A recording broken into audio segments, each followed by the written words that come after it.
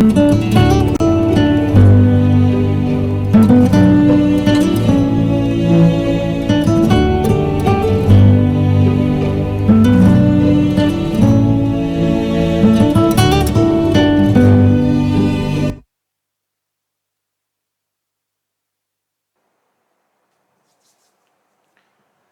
Everyone, this is C S Sangeet Kedia from संगीत Kedia academy. आज मैं एक नया टॉपिक, नया चैप्टर स्टार्ट कर रहा हूं। The name of the topic is that is the SEBI share based employ benefits and sweat equity regulations 2021, very recent regulations. SEBI share based employee benefits and sweat equity regulation 2021, which SEBI has made, and it is effective from 13th of August 2021, 13 अगस्त 2021 से ये effective हुआ है। It means पहली बार CS exam के point of view से बात करें तो इसकी एप्लीकेबिलिटी होगी from June 2022 exam. December 2021 exam ये एप्लीकेबल नहीं था, रीजन बीइंग 6 मंथ्स क्राइटेरिया के अकॉर्डिंगली। ये जो 30 जून 2021 तक जो अमेंडमेंट आ गए थे, that was applicable in December 2021 exam, since it was in August 2021, and that's why December 2021 exam में एप्लीकेबल नहीं था। एंड पहली बार जून 2022 एग्जाम में ये आपका नए रेगुलेशंस एप्लीकेबल होंगे। अच्छा, ये जो नए रेगुलेशन सेबी ने बनाए हैं, which effective from 13th of August 2021, ये पहले से कुछ रेगुलेशन, उस पर क्या इसका इफेक्ट आया? पहले से दो रेगुलेशन थे, एक का नाम था SEBI share based employee benefits regulations 2014, and दूसरा था that is SEBI issue of sweat equity shares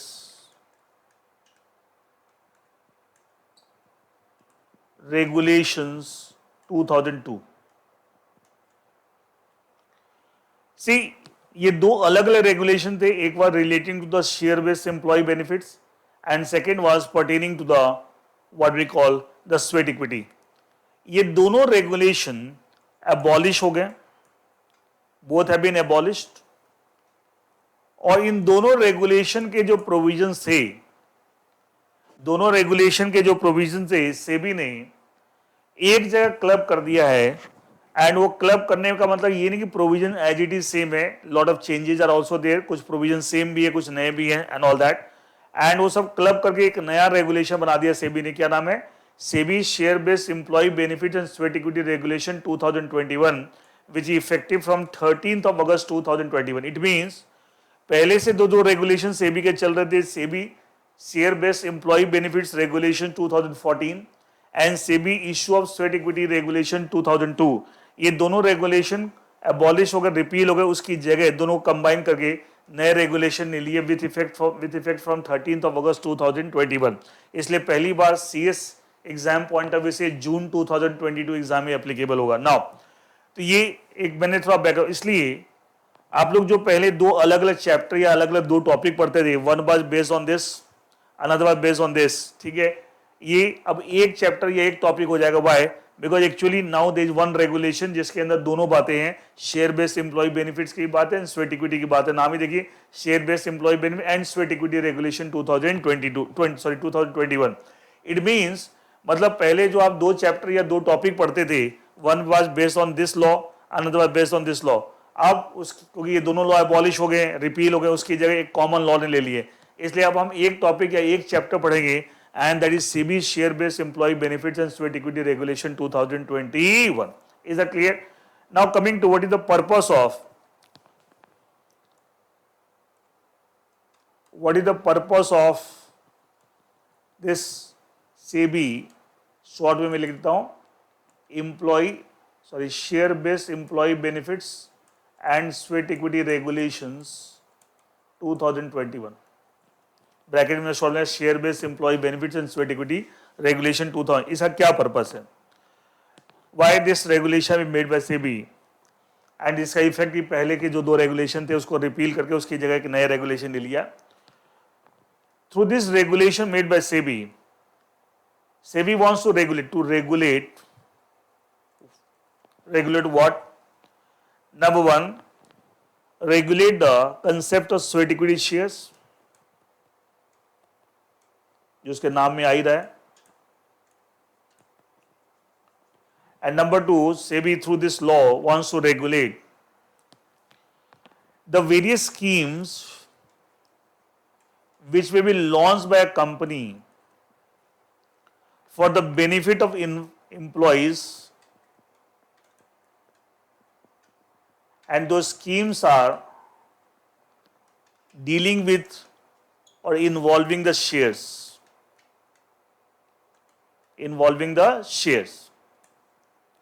उनको रेगुलेट करना. एक कंपनी जो डिफरेंट स्कीम्स लॉन्च करेगी for the benefit of employee, और कैसे स्कीम जिसमें इन्वॉल्विंग स्कीम जिसका पर्पस है benefit of the employ, and दो स्कीम्स आर डीलिंग और इन्वॉल्विंग द शेयर्स. लेकिन यहाँ share based employ benefits share based, मतलब स्कीम्स लॉन्च की, उस स्कीम के थ्रू हम बेनिफिट दे रहे हैं एम्प्लॉय को, and schemes are talking about dealing और इन्वॉल्विंग द शेयर्स. इस शेयर बेस्ड एम्प्लॉय बेनिफिट्स, ये वाली चीज यहाँ आ गई, स्वेट इक्विटी यहाँ आ गया. ठीक है, इसका मतलब ये दोनों जो नाम में नजर आ रहा है, शेयर बेस्ड एम्प्लॉय बेनिफिट्स, उसको रेगुलेट, जितनी भी कंपनी स्कीम्स लॉन्च करेगी शेयर बेस्ड होंगी for the benefit of employee, उनको रेगुलेट करने के लिए, और जो company sweat equity shares issue करेगी उसको रेगुलेट करने के लिए.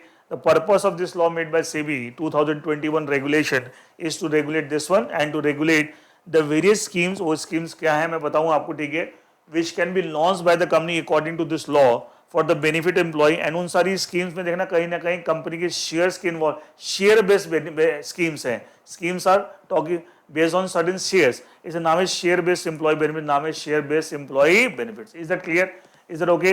नाउ तो ये तो थोड़ा सा मैंने आपको एक बैकग्राउंड बताया कि सब ये क्या नया लॉ, ऐसा क्या पर्पस है. नाउ क्योंकि ये जो लॉ है to regulate sweat equity share, तो स्वेट इक्विटी का मतलब पढ़ेंगे, and to regulate the various scheme which may be launched by the company as per this law for the benefit of employee dealing or involving shares.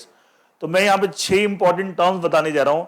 यहाँ पे various scheme में 5 schemes law में दे रखी है, 5 schemes दे रखी, 5 type schemes which can be launch by company. ऐसा नहीं कि हर कंपनी को 5 स्कीम लॉन्च करनी है, वो आप लॉ बोलता आप ऐसी स्कीम लॉन्च कर सकते हैं for the benefit employee which will be based on share, तो 5 तरह की क्या स्कीम्स है, क्या मतलब है, वो कैसे काम करती है, ब्रीफली उसके बारे में बात करेंगे, क्योंकि सारे प्रोविजन उसके रिलेटेड आगे चलेंगे, और एक स्वेट इक्विटी एंड इसके बारे में पढ़ेंगे. तो अभी मैं एक टॉपिक ले रहा हूँ, इसमें ऑल द स्कीम, यहाँ 5 तरह की स्कीम दे रखी इस लॉ में which can be launch by company for the benefit employee, and will find that all the schemes are share based, share based employ benefit through the various schemes. तो schemes क्या है जिनके बारे में इस लॉ में दे रखा है, तो एक एक करके 5 स्कीम के बारे में बात करेंगे, फिर लास्ट में हम स्वेट इक्विटी के बारे में बात करेंगे. एंड देखिए एक छोटा सा सब टॉपिक लेते हैं. हमारा अभी मेन टॉपिक स्टार्ट हुआ प्रिलिमिनरी के अंदर आपका हमने इंट्रोडक्शन डिस्कस कर लिया, एक हेडिंग. दूसरा आपका meaning of different schemes, meaning of different employee benefit schemes for the benefit of employee benefit schemes, and meaning of sweat equity shares. ये अब दूसरा सब टॉपिक हम डिस्कस करने हैं. पहला टॉपिक है प्रिलिमिनरी के अंदर, पहला सब टॉपिक इंट्रोडक्शन, दूसरा meaning of different employee benefit schemes for the benefit of employee and the sweat equity shares. ये हम बात करें जिसको रेगुलेट करने के लिए लॉ आपको सेबी ने बनाया. नाउ इसमें जो डिफरेंट, पहले हम बात करते हैं different employee benefit schemes.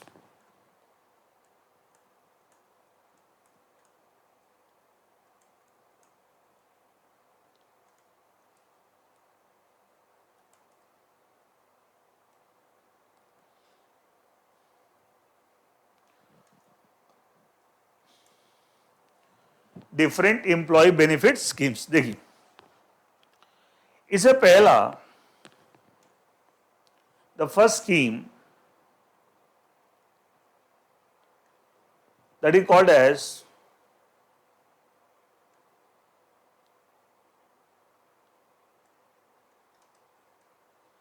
employees stock option scheme. Short बोलते हैं ESOS, employee stock option scheme. ये क्या होती है? Let us try to understand, तो डिस्कस करते हैं इसके बारे में। और एक बार आपको कंसेप्ट समझ में आ गया तो फिर प्रोविजन सब आराम समझ में आ जाएंगे। सी एम्प्लॉय स्टॉक ऑप्शन स्कीम, अगर एक कंपनी ये स्कीम लॉन्च करती है, स्कीम में क्या होता है? लेट्स से कंपनी है x limited, and let's say that company has this kind of scheme in its company. ये कंपलसरी चीज नहीं है कि हर कंपनी को स्कीम्स लॉन्च करनी है, लॉ ने दे रखा, आप ऐसा कर सकते हैं for the benefit of the employee. मान लो इस कंपनी ने ESOS कंसेप्ट फॉलो कर रही है, क्या इसका क्या यूज होगा? कंपनी के जो रेमुनरेशन पॉलिसी होगी, मतलब एम्प्लॉय के लिए जो आपको सैलरी रेमुनरेशन, अच्छा रेमुनरेशन और सैलरी में आई थिंक आप you understand difference. Salary small term है और रेमुनरेशन एक वाइडर टर्म है। एक एम्प्लॉयर, एक कंपनी अपने एम्प्लॉय को सैलरी के अलावा जितने बेनिफिट देती है, salary plus all the benefit, जैसे HRA देती है और अदर मेडिकल बेनिफिट देती है, ट्रांसपोर्ट फैसिलिटी देती है या व्हाटएवर, और सारी चीजें मिला दें along with the salary, that becomes the remuneration. तो रेमुनरेशन जब वाइडर टर्म देते सैलरी, तो रेमुनरेशन पॉलिसी के अंदर कंपनी का ये भी कंसेप्ट, और जो कंपनी एक स्कीम लाती है, रखती है, एक कंसेप्ट फॉलो कर रही है, वो अपनी रेमुनरेशन पॉलिसी में इसको इंक्लूड करती है। कैसे? मैं उसका रीजन बताऊं कैसे। जैसे मान लिया, ध्यान सुनिएगा, एक एम्प्लॉय किसी ए ने इस कंपनी को ज्वाइन किया as a employee, a employee हो गया और कंपनी क्या हो गई? Employer. As per this scheme, ये हर एम्प्लॉय को ये इस तरह का दिया था। मैं एक पर्टिकुलर एम्प्लॉय का एग्जांपल लेके समझा रहा हूं, बाकी हर एम्प्लॉय के साथ कंपनी ऐसा करेगी जब भी कोई एम्प्लॉय कंपनी को ज्वाइन करेगा, लेकिन वो कंपनी करेगी जो कंपनी स्कीम फॉलो करे। जो कंपनी स्कीम फॉलो नहीं करे तो ऑब्वियसली सब चीज का मतलब ही नहीं है। तो और ये कोई लॉ में कंपल्सरी नहीं कि हर कंपनी को फॉलो करना, ऐसा नहीं है। देखिए now let's say this company is following this scheme, whenever any employee, any new person joins the company as an employee, तो उसको कंपनी कैसे बेनिफिट स्कीम कर देती है। मान लीजिए ए ने इस कंपनी को ज्वाइन किया एज ए न्यू एम्प्लॉय, तो कंपनी की तरफ से एक आपको ऑफर जाएगा, कंपनी के HR डिपार्टमेंट, वही ह्यूमन रिसोर्स डिपार्टमेंट की तरफ से एक ग्रांट दिया जाएगा। क्या दिया जाएगा? ग्रांट। ठीक है, ग्रांट, ठीक है, ग्रांट दिया जाएगा, ग्रांट ऑफ ऑप्शन, मतलब कंपनी की तरफ से आपको एक ऑप्शन दिया जाएगा, ग्रांट ऑप्शन, कि आप इतने शेयर इस रेट पे इतने पीरियड के बाद ले सकते हैं। ठीक है, इतने पीरियड के बाद ले सकते हैं। मैं एक एग्जांपल देता हूं, मान लिया एक्स लिमिटेड कंपनी ए को बोलती है, ध्यान सुनिएगा, कि आप कंपनी के 5,000 shares at the rate of 20 rupees आपको ले सकते हैं। और मान लिया फिलहाल कंपनी का आफ्टर लेट्स से 1 ईयर, 1 साल के बाद, मतलब कंपनी ने इसको ग्रांट क्या दिया कि आप 5,000 शेयर ले सकते हैं at the rate of 20 rupees after 1 year. ध्यान से सुनिए क्या टर्म, इसका मतलब क्या है। इसे अभी नहीं ले सकते, आपके फेवर में ऑप्शन क्रिएट कर दिया, ग्रांट, हमने ऑप्शन ग्रांट कर दिया। अब ये एम्प्लॉय की मर्जी है कि साहब ये ऑप्शन जो कंपनी ने इसके फेवर ग्रांट किया उसको एक्सेप्ट करता है नहीं करता। अब उसको लगता है नहीं बेकार, जैसे मान लिया अभी फिलहाल कंपनी का शेयर का रेट 20 रुपए चल रहा है, जो भी चल रहा है, मान लिया कंपनी का शेयर मार्केट में, ये लिस्टेड कंपनी मान लिया, और इसके शेयर को सेबी का लॉ लग रहा था, हम लिस्टेड कंपनी की बात करें, मान लिया इसका मार्केट वैल्यू अभी जब कंपनी ऑप्शन ग्रांट कर रही है, ग्रांट ऑप्शन, उस समय 20 रुपए चल रहा है, लेकिन 1 साल का हो सकता है 40 रुपए हो जाए, 50 रुपए हो जाए, वॉट एवर, लेकिन कंपनी ने आपको दे दिया कि साहब आपको 20 रुपए के हिसाब से 5,000 शेयर दे देंगे आफ्टर, मतलब 5,000 शेयर इंटू 20 रुपीज, मतलब 1 लाख रुपए के शेयर हो गए, मतलब वैल्यू कितने हो गए? 1 lakh is equal to 1 lakh rupees, 5,000 into 20, 1 lakh रुपए। अब एक को एज एन एम्प्लॉय ये देखना है कि साहब 1 साल के बाद उसे क्या लगता है। उसे लगता है कि साहब अभी पैसे वैसे ए ने कुछ नहीं देने, अभी A is not required to make any payment. अगर ए को ये लगता है कि साहब 1 साल के बाद हो सकता है इस शेयर का रेट 35 रुपए, 40 रुपए, 50 रुपए हो जाए, एंड कंपनी अच्छी ग्रो कर रही है, लेकिन मुझे तो 20 के हिसाब से मिलेगा, क्या अट्रैक्टिव है। लेकिन अगर ए को लगता है नहीं नहीं, पता नहीं मैं 1 साल रहूंगा नहीं रहूंगा कंपनी में, और पता नहीं फ्यूचर में रेट इसका क्या हो, कहीं घट नहीं जाए, 20 रुपए की जगह कहीं आपको 18 ना हो जाए एंड ऑल दैट, तो वो सब बंदे को अपनी परमुटेशन कॉम्बिनेशन अपने हिसाब से सोचना है कि उसे जो कंपनी ने आपके फेवर में ग्रांट ऑप्शन किया, ये एग्जांपल है ग्रांट ऑप्शन, 5000 शेयर, एक certain number of share eight a particular price after certain period, ठीक है। अब इसमें टर्म देखिए, इसको बोलेंगे एक्सरसाइज प्राइस, कि किस रेट पे आप ले सकते हैं। ये 5000 शेयर का आपको ऑफर तो दिया एक तरह से कंपनी की तरफ से, ग्रांट कौन दे रहा है, कंपनी दे रही है, एम्प्लॉयर दे रहा है, ग्रांट ऑप्शन, एक तरह से ये क्या ऑफर है। अच्छा, ये आप बोले आफ्टर 1 ईयर या आफ्टर 2 ईयर जो बोलते हैं टाइम पीरियड, इसके बाद इसको बोलते हैं वेस्टिंग पीरियड। क्या बोलते हैं, वेस्टिंग पीरियड। तो क्या वेस्टिंग पीरियड के लिए वेट करना पड़ेगा। अब देखो वो तो बात की बात है, पहले कंपनी ने ए के फेवर में ग्रांट ऑप्शन दिया 5000 शेयर का at the rate of 20 rupees, 20 rupees क्या हो excise price after 1 year, 1 year क्या हो गया वेस्टिंग पीरियड। तो ये एक एग्जांपल है ग्रांट ऑप्शन का। नाउ अगर ए को ये ऑफर अच्छा लगता है, grant option is offer by the company, मान ली ए कोई ऑफर अच्छा लगता है, then he may accept the offer, then he may accept the offer. Let's say A accepts the grant option, company ने जो ऑप्शन दिया है उसने ए ने एक्सेप्ट कर लिया, तो उसके लिए कंपनी क्या करती है, जब ग्रांट ऑप्शन देती है साथ में एक एक्सेप्टेंस लेटर देती है कि अगर आप एक्सेप्ट करते हैं तो एक्सेप्टेंस लेटर साइन करके कंपनी को दे दिए, दैट प्रूव्स दैट कि आपने हमारा ऑफर एक्सेप्ट कर लिया, ठीक है, ऑफर एक्सेप्ट कर लिया, ठीक है। लेकिन अगर आपने नहीं करना है तो आप जो कंपनी ने आपको लेटर ऑफ एक्सेप्टेंस दिया उसको साइन करके कंपनी को वापस मत कीजिए। कंपनी ने ऑफर दिया था but you did not accept the offer, बात खत्म हो गई। जैसे एक एक्सेप्ट्स द ऑप्शन, तो कंपनी ने letter of acceptance sign company को वापस कर दिया। अब जब 1 साल बीतेंगे after 1 year, that is vesting period जो खत्म होगा, now company will issue, company की तरफ से कंपनी विल इशू एक तो वेस्टिंग लेटर इशू करिए, लेटर ऑफ वेस्टिंग, ये आपके फेवर में राइट क्रिएट हो गया अभी तो हमने, अब आप एंड साथ में एक्सरसाइज लेटर, अब अपने राइट को आप एक्सरसाइज करना चाहते हैं तो आप इसके इस लेटर के को आप एक्सेप्ट करके वापस भेजिए कंपनी को। और वेस्टिंग लेटर ये बताने के लिए आपके फेवर राइट क्रिएट हो गया है, now you can exercise your right, now you can exercise your right, ठीक है, उसके लिए एक्सरसाइज लेटर भी कंपनी इशू करेगी। अब अगर मान ली एम्प्लॉय, अच्छा शुरू में कंपनी ने एम्प्लॉय ने ऑप्शन एक्सेप्ट किया था बट पेमेंट कुछ नहीं की थी, ये ओनली वर्बली बात कि हम आपके फेवर में ये राइट क्रिएट कर रहे हैं, grant option buy the company by the employer, ठीक है, बाय द एम्प्लॉय उसने एक्सेप्ट कर लिया, लेकिन अभी कुछ पेमेंट नहीं की है, ठीक है। अब जब वेस्टिंग पीरियड ओवर हो जाएगा, after the vesting period over, that is example 1 साल, तो उसे company vesting letter exercise letter देगी, क्योंकि वेस्टिंग लेटर के थ्रू बता रहे कि आपके फेवर राइट क्रिएट हो गया है, now you may exercise your right, and उसके लिए एक्सरसाइज लेटर। अगर ए एक्सरसाइज करता है, ए एम्प्लॉय एक्सरसाइज करता है, will he pay the excise price to the company? A will pay the gives the exercise letters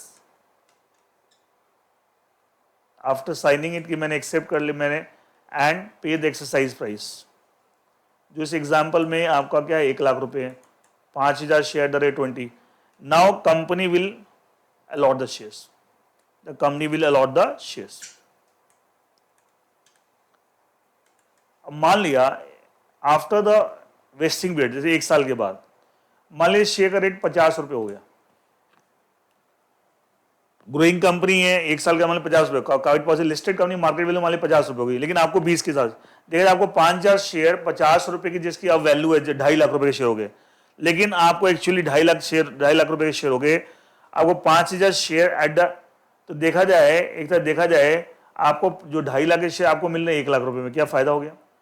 अच्छा सिर्फ इतना ही फायदा नहीं, ये प्रोसेस मैंने बताया पहले, कंपनी की तरफ ग्रांट ऑप्शन होता है, फिर एम्प्लॉय में एक्सेप्ट, साथ में लेटर ऑफ एक्सेप्टेंस देती है कंपनी की आप एक्सेप्ट करना करें, अब वो जो एक्सेप्ट करना चाहे कर लिया, एक्सेप्ट कर लिया, फिर एक वेस्टिंग पीरियड था, वेस्टिंग पीरियड इस एग्जांपल में वो पूरा होगा, नाउ कंपनी आपको वेस्टिंग लेटर देगी कि हाँ आपके फेवर में जो राइट किया था वो ड्यू हो गया, बोलते ना एक्रू एंड ड्यू, अब ड्यू हो गया, ठीक है, एंड यू में एक्साइज योर राइट, उसके लिए एक्साइज लेटर, अब वो बंदा एक्साइज करेगा, साथ में एक्साइज प्राइस पे करेगा, and company will allot the share. अच्छा फ्यूचर में आपको मान लीजिए 5000 शेयर मिल गए, 1 लाख रुपए आप देंगे, फ्यूचर में 10 साल 15 साल 20 साल के बाद मान लिया इस शेयर का रेट जो 20 रुपए के हिसाब का आपको हिसाब मिले थे, मान लिया लेट से आपको कुछ मिल, मान लिया 1000 रुपए हो गया, तो सोच रहे हैं आपकी वैल्यू का आपने 1 लाख रुपए देते, 5000 इंटू 1000 क्या 50 लाख के शेयर हो गए, 5,000 इंटू 1,000 क्या 5 लाख रुपए के, क्या शेयर, सॉरी 50 लाख रुपए शेयर हो गए, तो आपने 1 लाख रुपए दिए, लेकिन दैट हैड बिकम 50 लाख रुपए, 50 टाइम्स। तो एक्चुअली क्या इस तरह कंसेप्ट, इसके पीछे लॉजिक क्या है, मैंने ब्रीफली प्रोसेस बताई इस ESOS का। इसमें इससे होता क्या है, इस टर्म ही बताएगा वेस्टिंग पीरियड, ठीक है। एंड अच्छा, इसको बोल सकते हैं एम्प्लॉय जिसको आपने ऑप्शन ग्रांट किया है, ग्रांट ऑप्शन, क्या उस एम्प्लॉय को ऑप्शन ग्रांटी बोल सकते हैं, उसको आपने ऑप्शन। एंड क्या ऑप्शन जो गारंटी है, एक टर्म होता है ऑप्शन गारंटी। ऑप्शन गारंटी कौन है, एम्प्लॉय जिसको आपने ऑप्शन ग्रांट किया है, क्या उसका राइट है या ऑब्लिगेशन है टू एक्सरसाइज द राइट? सिर्फ राइट, ऑब्लिगेशन नहीं है, सिर्फ राइट है कि वो आपने एक्सेप्ट कर लिया, तो खाली आपने ऑफर एक्सेप्ट किया, आप फ्यूचर में after the expiry of the vesting period अगर नहीं एक्सरसाइज करना मत कीजिए, आपकी मर्जी है। तो ऑप्शन गारंटी कौन है, एम्प्लॉय है जिसके फेवर में कंपनी ने ऑप्शन ग्रांट किया है, एंड उसकी सिर्फ राइट होता है but not obligation to exercise the option in pursuance of the ESOS, ठीक है। ऑप्शन गारंटी एम्प्लॉय को बोल रहे हैं। तो ऑप्शन गारंटी क्या होता है, वेस्टिंग पीरियड क्या होता है, ठीक है। अच्छा, वेस्टिंग पीरियड पूरा होने के बाद जो अपना राइट को एक्सरसाइज करते हो तो क्या बोले, that is called wasting, that is called the wasting. तो वेस्टिंग पीरियड, वेस्टिंग, ठीक है, उसको क्या आप वेस्टिंग पीरियड एंड उसके एक्सरसाइज होने के बाद जब आप वेस्टिंग लेटर कंपनी ने इशू किया उसका इस्तेमाल करके आप एक्सरसाइज करेंगे, दैट इज द वेस्टिंग, ठीक है। एंड जिसको आपने बेनिफिट दिया, दैट इज ऑप्शन गारंटी, ये सब टर्म यूज करते हैं। अच्छा, मेरा कहने का मतलब है ये सब कंसेप्ट इंडस्ट्री में क्यों है। अच्छा, जो बहुत पुराने एम्प्लॉय होते हैं और आपको लगता है कि हमारी वेल्थ मेनी फोल्ड हो सकती है जो आपने इस एम्प्लॉय स्टॉक ऑप्शन स्कीम के शेयर लिए, तो इस कारण से क्या एक सेंस ऑफ बिलोंगिंगनेस आती है कि हम कंपनी में मेहनत से काम करें, लॉन्ग टर्म जुड़े रहें। एंड तो कंपनी भी आपको क्या करती है, इंसेंटिवाइज कर रही है by giving this kind of offer through this kind of scheme कि आपको इतने शेयर हम इस रेट पे दे रहे हैं और आप लॉन्ग टर्म तक डेडिकेटली काम करते हैं। और सारे एम्प्लॉय ऐसे सोच सकते हैं क्या कंपनी विल ग्रो, तो कंपनी भी ग्रो करेगी और साथ में आपका भी फायदा। नॉर्मली क्या होता है कि एम्प्लॉय का नॉर्मली एटीट्यूड क्या होता है, यार मुझे सैलरी मिलती है, ऑर्गेनाइजेशन को जितना भी फायदा मुझे उससे मुझे एक फिक्स अमाउंट मिलता है, ठीक है। लेकिन क्या यहाँ ऑर्गेनाइजेशन की ग्रोथ के साथ आपकी भी ग्रोथ हो रही है, एक सैलरी तो मिल ही रही है, लेकिन अच्छा कंपनी के शेयर की वैल्यू कब बढ़ेगी, जब कंपनी ग्रो करेगी in terms of more turnover, more profit and all that. तो इसका वो कैसे होगा, जब the employees are really dedicated में उससे वो सिंसियरिटी अचीव करने के लिए dedication, in order to get the dedication, ensure the dedication, sincerity on the part of employee, क्या एक सेंस ऑफ बिलोंगिंगनेस क्रिएट करें by allotting certain shares to them. भैया आपकी मेहनत से कंपनी ग्रो करेगी तो आपको भी उस ग्रोथ में फायदा मिल रहा है, इससे उस शेयर्स की वैल्यू मल्टीप्लाई होती जाएगी एंड आपके नंबर ऑफ शेयर हो, लेकिन उस पर शेयर की वैल्यू बढ़ती जा रही है। क्या that creates a sense of belongingness and जिससे एम्प्लॉयर, कंपनी एक्सपेक्ट करते हैं कि एम्प्लॉय मोर डेडिकेशन से काम करे, मोर सिंसियरिटी से काम करे। That is the entire idea behind the. और इसका ब्रीफली मैंने प्रोसेस समझाया, इसका ब्रीफली प्रोसेस क्या होता है तो एंड किस तरीके से आपको स्कीम काम करती है। Is that clear now? Next, ऊपर हमने क्या लिखा था साहब, डिफरेंट एम्प्लॉय बेनिफिट स्कीम। एक हो गया एम्प्लॉय स्टॉक ऑप्शन स्कीम, ये क्या होती है? अच्छा, कह सकते हैं ये रेगुलर स्कीम होती है। Regular scheme, employee stock option scheme के साथ जब भी कोई एम्प्लॉय ज्वाइन करेगा तो एज पर दिस स्कीम उसको ग्रांट किए जाएंगे सर्टेन शेयर्स एंड अलग अलग लेवल के लिए सब HR पॉलिसी के अंदर होता है, स्कीम के अंदर कि किस लेवल के एम्प्लॉय को कितने शेयर किस रेट पर ऑफर किए जाएंगे, ऑल दैट, ठीक है। तो कहते हैं ये रेगुलर स्कीम होती है और सबसे पॉपुलर स्कीम यही है, सबसे पॉपुलर स्कीम यही है एम्प्लॉय स्टॉक ऑप्शन। और अच्छा, इससे एट्रिशन रेट समझते हैं, एम्प्लॉय टर्नओवर इंडस्ट्री में वो भी कम होता है। जब सेंस ऑफ बिलोंगिंगनेस जब होता है तो लोग जुड़े रहते हैं। अच्छा, किसी से आपको एक सेंस ऑफ मेरी कंपनी है, मेरा काम है मेरा, तो आप उसको जल्दी से छोड़ते नहीं है। तो एट्रिशन मींस एम्प्लॉय टर्नओवर। अच्छा, अच्छी ऑर्गेनाइजेशन में क्या होता है, जब लोग एक सर्टेन लेवल पे आते हैं तो वो तुरंत छोड़ के भाग जाते हैं दूसरी कंपनी में। उससे क्या होता है, इतने साल तक वो वहां पे आपने ग्रूम किया, उसको अच्छा एम्प्लॉय बनाया, एक एफिशिएंट एम्प्लॉय बनाया, लेकिन आपकी कंपनी छोड़ के चल जाए अल्टीमेटली क्या, और आपका नुकसान हो रहा है। तो लेकिन एक सेंस ऑफ बिलोंगिंगनेस आपने क्रिएट कर रखी है कि आप जितना लंबा यहाँ रुकेंगे आपकी उतनी वेल्थ उतनी कई गुना multiply. You can take the example Infosys. Infosys के अंदर जो शुरू के इनिशियली जब इन्फोसिस सेटअप हुई थी उस समय जो एम्प्लॉय ने स्टार्ट किया था 20-20 साल 25-25 साल कंपनी के साथ लगाए और उनको जो एम्प्लॉय स्टॉक ऑप्शन स्कीम के अकॉर्डिंगली जो शेयर मिले थे, मतलब कई ऐसे एम्प्लॉय हैं जिन्होंने पूरी जिंदगी जितनी सैलरी कमाई उससे ज्यादा तो शेयर्स की वैल्यू हो गई, मतलब 50 करोड़ 100 करोड़ होते हैं शेयर। तो डोंट यू थिंक कोई छोड़ेगा उस ऑर्गेनाइजेशन को? तो एक बहुत बड़ा सेंस ऑफ बिलोंगिंगनेस क्रिएट हो रहा है। तो that is the entire idea behind the concept of employee stock options की। Now coming to second type of scheme, employee stock purchase scheme. ESPS, employee stock purchase, ये second type scheme. Normally scheme में क्या होता है, देखिए मैं एक बार सारी स्कीम बता रहा हूं, उसके बाद आपको प्रोविजन पढ़ना बहुत आसान हो जाएगा। नॉर्मली स्कीम में क्या होता है, एम्प्लॉय स्टॉक परचेज स्कीम में, मान लीजिए कंपनी एक्स लिमिटेड एक सर्टेन पी, ये रेगुलर स्कीम नहीं होती, अनलाइक द ESOS जो हम ऑलरेडी पढ़ चुके हैं, जो एक रेगुलर स्कीम होती है, this is not a regular scheme. एक सर्टेन पीरियड के लिए, पर्टिकुलर पीरियड के लिए 5 दिन, 10 दिन, 15 दिन, ऐसे ही आपको 20 दिन कंपनी स्कीम ला सकती है। और स्कीम पीरियड में मान लीजिए कंपनी ने बोला साहब यहां से यहां तक इस पीरियड में स्कीम चलेगी, स्कीम में हम अपने कंपनी को, एम्प्लॉय को ऑफर दे रहे हैं कि जो भी शेयर का रेट चल रहा है उससे अब डिस्काउंटेड रेट में, क्या डिस्काउंट है वो सब कंपनी बताएगी। मान ली कंपनी बोलती है साहब at the beginning of this period, company बोलती है हमारे शेयर्स की मार्केट, लिस्टेड कंपनी की बात करें, कोई सेबी रेगुलेशन की बात करें, लिस्टेड कंपनी, हमारे शेयर्स की मार्केट वैल्यू जो है वो 100 रुपए है, लेकिन हम आपको 60 रुपए में ऑफर करें ड्यूरिंग दिस पीरियड, क्या डिस्काउंट है? 100 वाली चीज 60 में आपको मिल रही है, 100 वाली चीज 60 में मिल रही है। एंड जो भी एम्प्लॉय को ये ऑफर अच्छा लगे, दे में एक्सेप्ट ऑफर, तो कंपनी एम्प्लॉय के लेवल के हिसाब से, किस लेवल का एम्प्लॉय है, उस पूरी पॉलिसी बनेगी कि इस लेवल के एम्प्लॉय इतने शेयर ले सकते हैं एट दिस रेट। तो कह सकते हैं यहाँ पे कम मार्केट रेट ये, लेकिन आपको एक्सरसाइज प्राइस डिस्काउंटेड है, क्या वो बेनिफिट है? वो क्या है? बेनिफिट है। एंड अच्छा एक बार ये पीरियड ओवर हो गया, उसके बाद कोई एम्प्लॉय स्कीम के अकॉर्डिंग शेयर नहीं ले सकता, तो कह सकते हैं ये इस अकेजनल स्कीम और पर्टिकुलर पीरियड के लिए स्कीम होती है, not a regular scheme. Unlike the ESOS, ये होता है एक रेगुलर स्कीम कंपनी में है तो जब भी कोई एम्प्लॉय ज्वाइन करेगा, ये अकेजनल स्कीम है, it's not a for a particular period. ठीक है, एक बार ये पीरियड खत्म हो गया, स्कीम खत्म, जो जिस एम्प्लॉय ने इस पीरियड के अंदर स्कीम का बेनिफिट ले लिया, आप नहीं ले सकते, because this period is over. And that kind scheme is called the employee stock purchase scheme. ठीक है, occasional scheme, particular period, employee को आप डिस्काउंटेड प्राइस पे ऑफर कर रहे हैं, मार्केट में जो रेट चल रहा है कंपनी के शेयर का उससे कम रेट पे आप ऑफर कर रहे हैं, इस रेट पे आप इस पीरियड में, और कौन से लेवल का एम्प्लॉय कितने शेयर ले सकता है वो सब कंपनी अपने इस ऑफर में बताएगी। एंड उसके अकॉर्डिंगली जिस एम्प्लॉय को अच्छा लगे, दे में एक्साइज दे में apply for this share, and जिनको नहीं अच्छा लगे they will not apply for the same. Now एक और चीज देखिए इसके अंदर,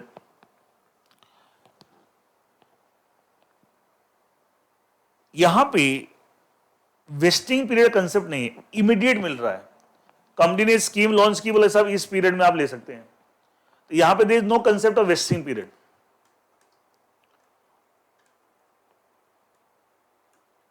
जैसे ESOS में क्या वेस्टिंग पीरियड कंसेप्ट था, जैसे मतलब 1 साल के बाद, और अभी थोड़ी देर में पढ़ोगे ESOS में as per the SEBI regulation जो अभी उन्होंने स्टार्ट किया है, उसमें कम से कम 1 साल का वेस्टिंग पीरियड, कम से कम, ज्यादा भी कंपनी रखना चाह रख सकती है, बट 1 साल कम से वेस्टिंग पीरियड रहेगा। ठीक है, कंपनी में हैव 2 years और 1.5 year वट एवर, लेकिन कम से 1 साल का वेस्टिंग। लेकिन ESPS में कोई वेस्टिंग पीरियड कंसेप्ट नहीं होता।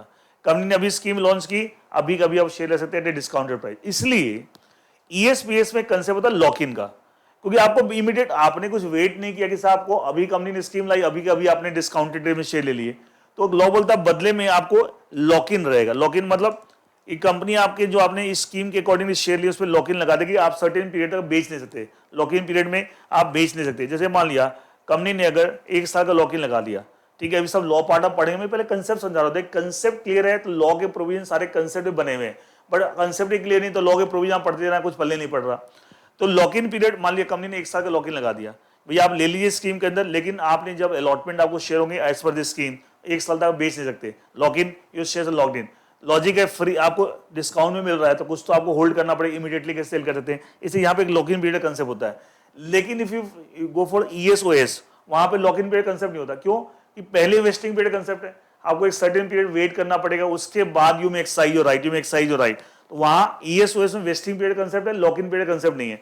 यहाँ पे वेस्टिंग पीरियड कंसेप्ट, ESPS में वेस्टिंग पीरियड कंसेप्ट नहीं है, but there concept lock in, क्योंकि इमीडिएटली बेनिफिट मिल रहा है, you are not suppose to wait. Company scheme launch की, अभी कभी आप डिस्काउंटेड प्राइस से ले लीजिए तो आपको इमीडिएट बेनिफिट मिल गया, तो बदले में यहाँ वेस्टिंग पीरियड तो है नहीं, तो बदले में क्या लॉक इन का कंसेप्ट है कि एक सर्टेन पीरियड तक from the date of allotment आप शेयर बेच नहीं सकते, you have to hold those share, you have to hold those share. इसलिए एक बात इसमें और ऐड करता हूं, लॉ बोलता है कंपनी चाहे तो इस स्कीम को पब्लिक इश्यू के साथ भी क्लब कर सकती है। अच्छा, पब्लिक इश्यू जो पढ़ते हैं मतलब अलग से भी ला सकते हैं, ऐसा नहीं कि पब्लिक इश्यू के साथ ही लाना जरूरी है, बट आप चाहें तो पब्लिक इश्यू के साथ भी क्लब कर सकते हैं। अच्छा, जब पब्लिक इश्यू के बारे में पढ़ते हैं तो उसमें कंसेप्ट पढ़ते हैं इश्यू साइज, इशू साइड में दो चीज पढ़ते हैं, promoters contribution and offer to offer document. And offer to offer document को भी दो पार्ट में डिवाइड करते हैं, reservation and net offer to the public. पढ़ते हैं सब चीजें, सेबी आईसीडी रेगुलेशन 2018। अच्छा, रिजर्वेशन में एक कंसेप्ट पढ़ते हैं, रिजर्वेशन किसके एम्प्लॉय के फेवर में हो सकता है। अच्छा, पब्लिक इशू में क्या एक सब्सक्रिप्शन पीरियड होता है, opening of issue, closing of issue, इस पीरियड में अप्लाई कर एक सर्टेन पीरियड। तो मान ले कंपनी एक पब्लिक इशू लाई, उस पब्लिक इशू में आपने एम्प्लॉय की रिजर्वेशन कर दिया। अच्छा, वहां ये बोलते हैं कि सर एम्प्लॉय को आप डिस्काउंट, रिजर्वेशन जिसके लिए कर रहे हैं उसको डिस्काउंट भी दे सकते हैं। तो सारी बात हो गई, आप डिस्काउंट दे रहे हैं और लोग को ज्यादा रेट पे शेयर इशू कर रहे हैं, लेकिन आप एम्प्लॉय जिनके रिजर्वेशन आप डिस्काउंट दे सकते हैं। कंपनी ने डिस्काउंट दिया एक सर्टेन पीरियड, पब्लिक इशू में आप सर्टेन पीरियड के लिए अप्लाई कर सकते हैं। तो सर्टेन पीरियड वाली बात होगी, ठीक है, there is discount to the employees through reservation. तो क्या हम पब्लिक इशू के साथ भी स्कीम चाहे तो क्लब कर सकते हैं by using this concept of reservation for employee at a discounted price. तो लॉ बोलता है कि वो आप चाहें तो पब्लिक इशू के साथ भी ला सकते हैं। अच्छा, एक बात और, लॉ बोलता है जब आप एम्प्लॉइज के लिए रिजर्वेशन करते हैं इन पब्लिक इशू, डिस्काउंट दे सकते हैं, देना जरूरी नहीं है। अगर कंपनी ने एम्प्लॉइज के लिए रिजर्वेशन तो किया पब्लिक इशू में, लेकिन आपने डिस्काउंट नहीं दिया, मतलब जो और लोगों को जिस रेट पे आप शेयर दे रहे हैं एम्प्लॉइज को भी रिजर्वेशन कैटेगरी में उसी रेट पे दे रहे हैं। अब देखो, जब डिस्काउंट नहीं दिया, आप कहने के लिए स्कीम लिया है, पब्लिक इशू क्लब कर दिया, रिजर्वेशन फॉर एम्प्लॉइज है, certain number of share, but price में कोई बेनिफिट नहीं दे रहे, जो और लोगों जिस रेट पे दे रहे हैं, जैसे इनको जिस रेट पे दे रहे हैं यहां भी आप उसी रेट पे दे रहे हैं, फिर लॉ बोलता है उस केस में लॉक इन पीरियड नहीं लगेगा। लॉजिक, बेनिफिट मिला ही नहीं, प्राइस का बेनिफिट मिला है, तो उसके भी लॉक इन पीरियड कम नहीं लेगा। तो बताना कम से कम 1 साल का लॉक इन पीरियड होता है, अभी आप पढ़ेंगे ईएसपीएस में, लेकिन आप पढ़ेंगे। हाउएवर अगर आप पब्लिक इशू के साथ भी ला रहे हैं, पब्लिक ला सकते हैं, उसमें भी डिस्काउंट है, तब भी लॉक इन पीरियड लगा सकते हैं। लेकिन अगर पब्लिक इशू के साथ ला रहे हैं और औरों को जिस रेट पे शेयर दे रहे हैं उसी रेट पे आप एम्प्लॉय को रिजर्वेशन कैटेगरी में भी दे रहे हैं, कोई डिस्काउंट नहीं दे रहे, तो उस केस में फिर लॉक इन पीरियड नहीं लगा सकते। क्या मेक सेंस और नॉट, मेक सेंस और नॉट। देखिए, अच्छा एक और बात, ये जो सारी स्कीम्स है 5 तरह की स्कीम, अभी मैंने 2 बताई है, ईएसओएस एंड ईएसपीएस, ये पांचों तरह की जो स्कीम्स हैं, और मैं सब में बेसिक कंसेप्ट किस तरह के वर्क करता है, ठीक है। यहाँ वेस्टिंग पीरियड कंसेप्ट नहीं है, अनलाइक ईएसओएस वहां पे है, तो यहाँ पे लेकिन डिस्काउंट, लेकिन साथ में लॉक इन पीरियड। लेकिन अगर पब्लिक इशू के साथ ला रहे हैं और डिस्काउंट नहीं दे रहे, अगर वहां भी डिस्काउंट दे तभी लॉक इन पीरियड होगा, लेकिन डिस्काउंट नहीं दे रहे सेम रेट पे, फिर लॉक इन पीरियड का कंसेप्ट नहीं लगेगा यहाँ पे, ठीक है। अच्छा, जो ये सारी जो स्कीम्स है, पांचों तरह की स्कीम, इन सब में है एक कंपनी स्कीम खुद डायरेक्टली खुद इंप्लीमेंट कर सकती है खुद, और चाहे तो ट्रस्ट के थ्रू, एक इरेवोकेबल ट्रस्ट जिसको कंपनी रिवोक नहीं कर सकती, इरेवोकेबल, वो सेटअप करे, एंड उस ट्रस्ट के थ्रू भी कंपनी सारी स्कीम्स का इंप्लीमेंटेशन कर सकती है, ऑल द 5 स्कीम्स, ठीक है। एक बार मैं, अभी सब आगे डिटेल में लॉ पार्ट में आएगा, मैं पहला एम्प्लॉय स्टॉक ऑप्शन स्कीम और ईएसओएस मींस स्कीम, पहला under which company grants employee stock option directly through trust, grant करती है एम्प्लॉय को, बताया था ना, ग्रांट ऑप्शन, फिर वो एम्प्लॉय को आप ग्रांट ऑप्शन एक्सेप्ट करता ही नहीं करता, अगर एक्सेप्ट करता then he has to wait for the vesting period, vesting period जब ओवर हो जाएगा देन ही कैन एक्साइज, ठीक है, एट एक्साइज प्राइस। फिर दूसरा एम्प्लॉय स्टॉक परचेज स्कीम और ESPS means scheme under which company offers shares to employee, company अपने employee को शेयर ऑफर कर रही है, ठीक है, ऑफर कर रही है, कोई ऑप्शन ग्रांट में कंसेप्ट नहीं है, as a part of public issue और अदरवाइज, बताना अलग से भी कर सकते हैं और अदरवाइज, लेकिन हमेशा एक सर्टेन पीरियड के लिए तो ओकेजनल स्कीम होती है, और पब्लिक इशू में एक सर्टेन पीरियड की बात कर रहे हैं, जैसे एक सर्टेन पीरियड, और थ्रू ट्रस्ट खुद कर सकती है, ट्रस्ट के थ्रू, बता दो हर सारी स्कीम ऐसे ही है, वे द ट्रस्ट में undertake the secondary acquisition for the, अच्छा ट्रस्ट के थ्रू करेंगे तो कंपनी जो शेयर ऑफर करे तो कंपनी तो नए शेयर इशू कर सकती है, तो ट्रस्ट जब आपको ट्रस्ट के थ्रू करे तो ट्रस्ट जो ऑफर करे एम्प्लॉय को कि आप सर्टेन शेयर ले सकते हैं डिस्काउंटेड प्राइस, तो ट्रस्ट का शेयर कहां से आएंगे, या तो कंपनी ट्रस्ट को शेयर अलॉट करेगी, या ट्रस्ट वो शेयर्स एम्प्लॉय को ऑफर करने के लिए discounted price, it may acquire the share from the secondary market, from the secondary market the trust may undertake the secondary acquisition for the purpose of this particular scheme। so ये briefly आपको दोनों तरह की scheme मैंने 2 बता दी आपको, ठीक है। now coming to third type scheme, stock appreciation rights scheme, short बोलते हैं SAR scheme, stock appreciation rights SAR scheme। Third, see how does this scheme work?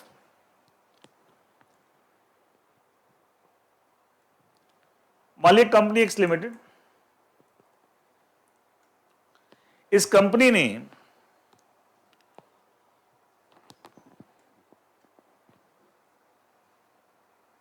एक कप लिट से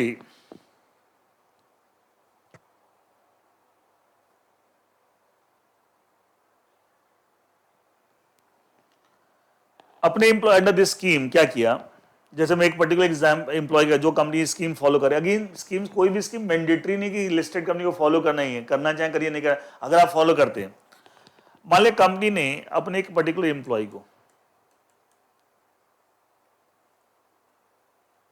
उसके फेवर में, एक पर्टिकुलर एम्प्लॉय को उसके फेवर में मान लिया कंपनी बोलती है 1000 शेयर्स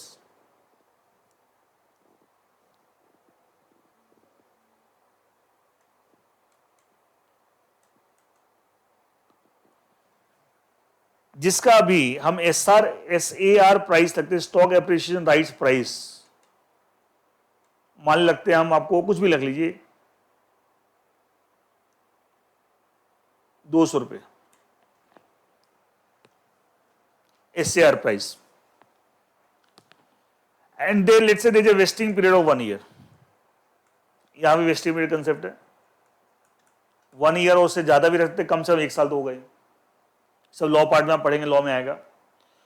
इसका मतलब क्या हुआ, अभी कंपनी को कोई शेयर वे नहीं दे रही, कंपनी बोली 1000 शेयर जिसका SAR प्राइस 200 रुपए है, वेस्टिंग पीरियड 1 साल है, इसका मतलब क्या, 1 साल बीतने दीजिए, 1 साल बीतने के बाद इसका जो भी मार्केट प्राइस, मतलब वेस्टिंग पीरियड एक्सपायर होने के बाद, after the expiry of vesting period, you have to wait for vesting period, you have to wait for the expiry of vesting period, जो भी मार्केट प्राइस होगा, लेट्स से एग्जांपल लेते हैं, मान लिया मार्केट प्राइस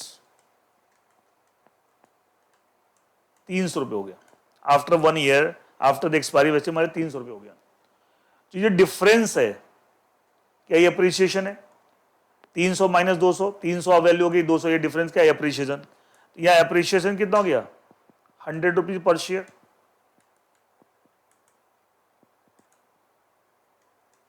और कितने शेयर्स के रेस्पेक्ट में राइट ट्रेड किया था 1000, तो 1000 शेयर इंटू 100 रुपीज कितने हो गए 1 lakh rupees, 1000 share into 100 rupees कितने हो गए 1 लाख रुपए, ये तो एक शेयर में अप्रिशिएट हो गया, यहां पे टोटल आपका एप्रिसिएशन, टोटल ये तो 1 शेयर को टोटल एप्रिसिएशन कितना हो गया 1000 शेयर्स इंटू 100 रुपीज, 100 रुपीज का जो डिफरेंस आया between the market price and the SAR price, ये 1 लाख रुपए हो गए। अब 1 लाख रुपए का बेनिफिट ए को हो गया, 1 साल बीतने के बाद आफ्टर द एक्सपायरी वेस्टिंग में उसको 1 लाख रुपए बेनिफिट, अब 1 लाख रुपए कंपनी को, अभी कंपनी ना ए ने कंपनी को दिया, कंपनी ने खाली राइट क्रिएट कर दिया, 1000 share at the SR price of 200 rupees, 1 साल का वेस्टिंग पीरियड है, एक वेस्टिंग पीरियड ज्यादा भी हो सकता है, एंड जो भी इसका मतलब ये हुआ कि उस समय एक वेस्टिंग पीरियड एक्सपायर होने जो भी मार्केट प्राइस होगा, इन दोनों में जो डिफरेंस होगा market price minus SAR price, उस डिफरेंस इज द एप्रिसिएशन, और जितने शेयर के रेस्पेक्ट में आपके फेवर में राइट क्रिएट किया उतने share into number of share into the appreciation, उतने का बेनिफिट आपको मिलेगा। अब 1 साल के बाद इस एग्जांपल में क्या ए कंपनी से 1 लाख लेने के लिए राइट मिल गया फ्री में, देखा है कुछ ने दिया ही नहीं था। अच्छा कंपनी अब 1 लाख रुपए उसको कैसे देगी, कंपनी उसको 1 लाख रुपए कैसे देगी, कंपनी 1 लाख रुपए उसको या तो कैश में दे सकती है या 1 लाख रुपए के इक्विवेलेंट शेयर दे सकती है, इक्विटी शेयर दे सकती है। अगर कंपनी ने 1 लाख के इक्विवेलेंट इक्विटी शेयर दिए जिसको बोलेंगे इक्विटी सेटल्ड SAR, क्या बोलेंगे इक्विटी सेटल्ड। अच्छा जो इसके फेवर राइट क्रिएट किया, स्कीम का नाम है स्टॉक एप्रिसिएशन राइट स्कीम, इसके फेवर जो राइट क्रिएट किया था क्या उसको SAR बोल सकते हैं, स्टॉक एप्रिसिएशन राइट्स। जो इंप्लॉय के फेवर राइट क्रिएट किया था 1000 shares at the SAR price of 200 rupees, क्या उसको स्टॉक एप्रिसिएशन राइट बोल सकते हैं। अब एप्रिसिएशन, उसमें एप्रिसिएशन क्या हुआ, difference between the market price after the expiry of vesting period and the SAR price, that is appreciation. तो स्टॉक एप्रिसिएशन राइट, उस राइट को बोलेंगे स्टॉक एप्रिसिएशन राइट। स्कीम जिसके अंडर ये राइट मिलता है scheme is stock appreciation right scheme, ठीक है। एंड SAR के अंदर आपको एप्रिसिएशन मिल रहा है, तो 1 लाख रुपए जो कंपनी या तो कैश में दे देगी और या 1 लाख के इक्विवेलेंट शेयर दे देगी एक after the expiry of the vesting period. तो हम बोलेंगे अगर कैश में दे रही बोलेंगे कैश सेटल्ड SAR, क्या बोलेंगे कैश सेटल्ड, कैश में SAR settled, stock appreciation right cash में सेटल हुआ। और अगर कंपनी ने 1 लाख के बराबर इस एग्जांपल में इक्विटी शेयर दे दिए after the expiry of the vesting period, तो हम बोले इक्विटी सेटल्ड SAR, क्या बोले इक्विटी सेटल्ड SAR। तो दो तरह के SAR हो सकते हैं, it can be cash settled और it can be equity settled. मैंने पूरा कंसेप्ट एग्जांपल के थ्रू समझा दी, आपको क्लैरिटी मिल जाए। देखिए एक बार मैं पढ़ता हूं, स्टॉक एप्रिसिएशन राइट स्कीम और SAR scheme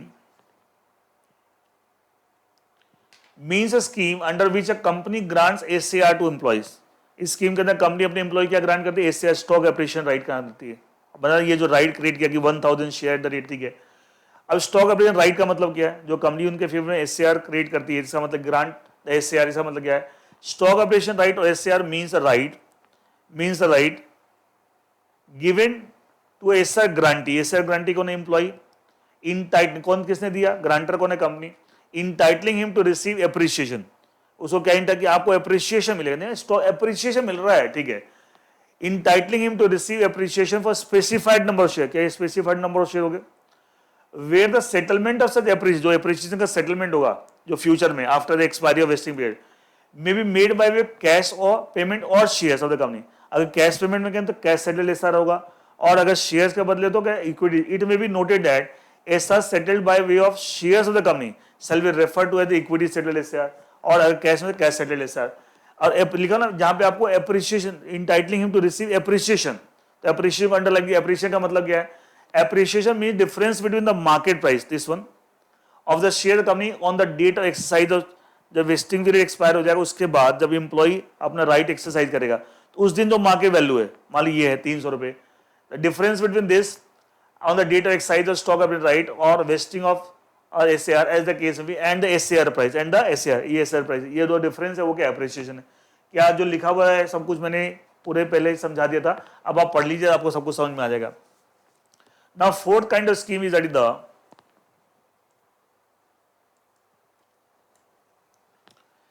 general employee benefit scheme, तो शॉर्ट बोलते हैं GBS, general employ benefit scheme, GBS.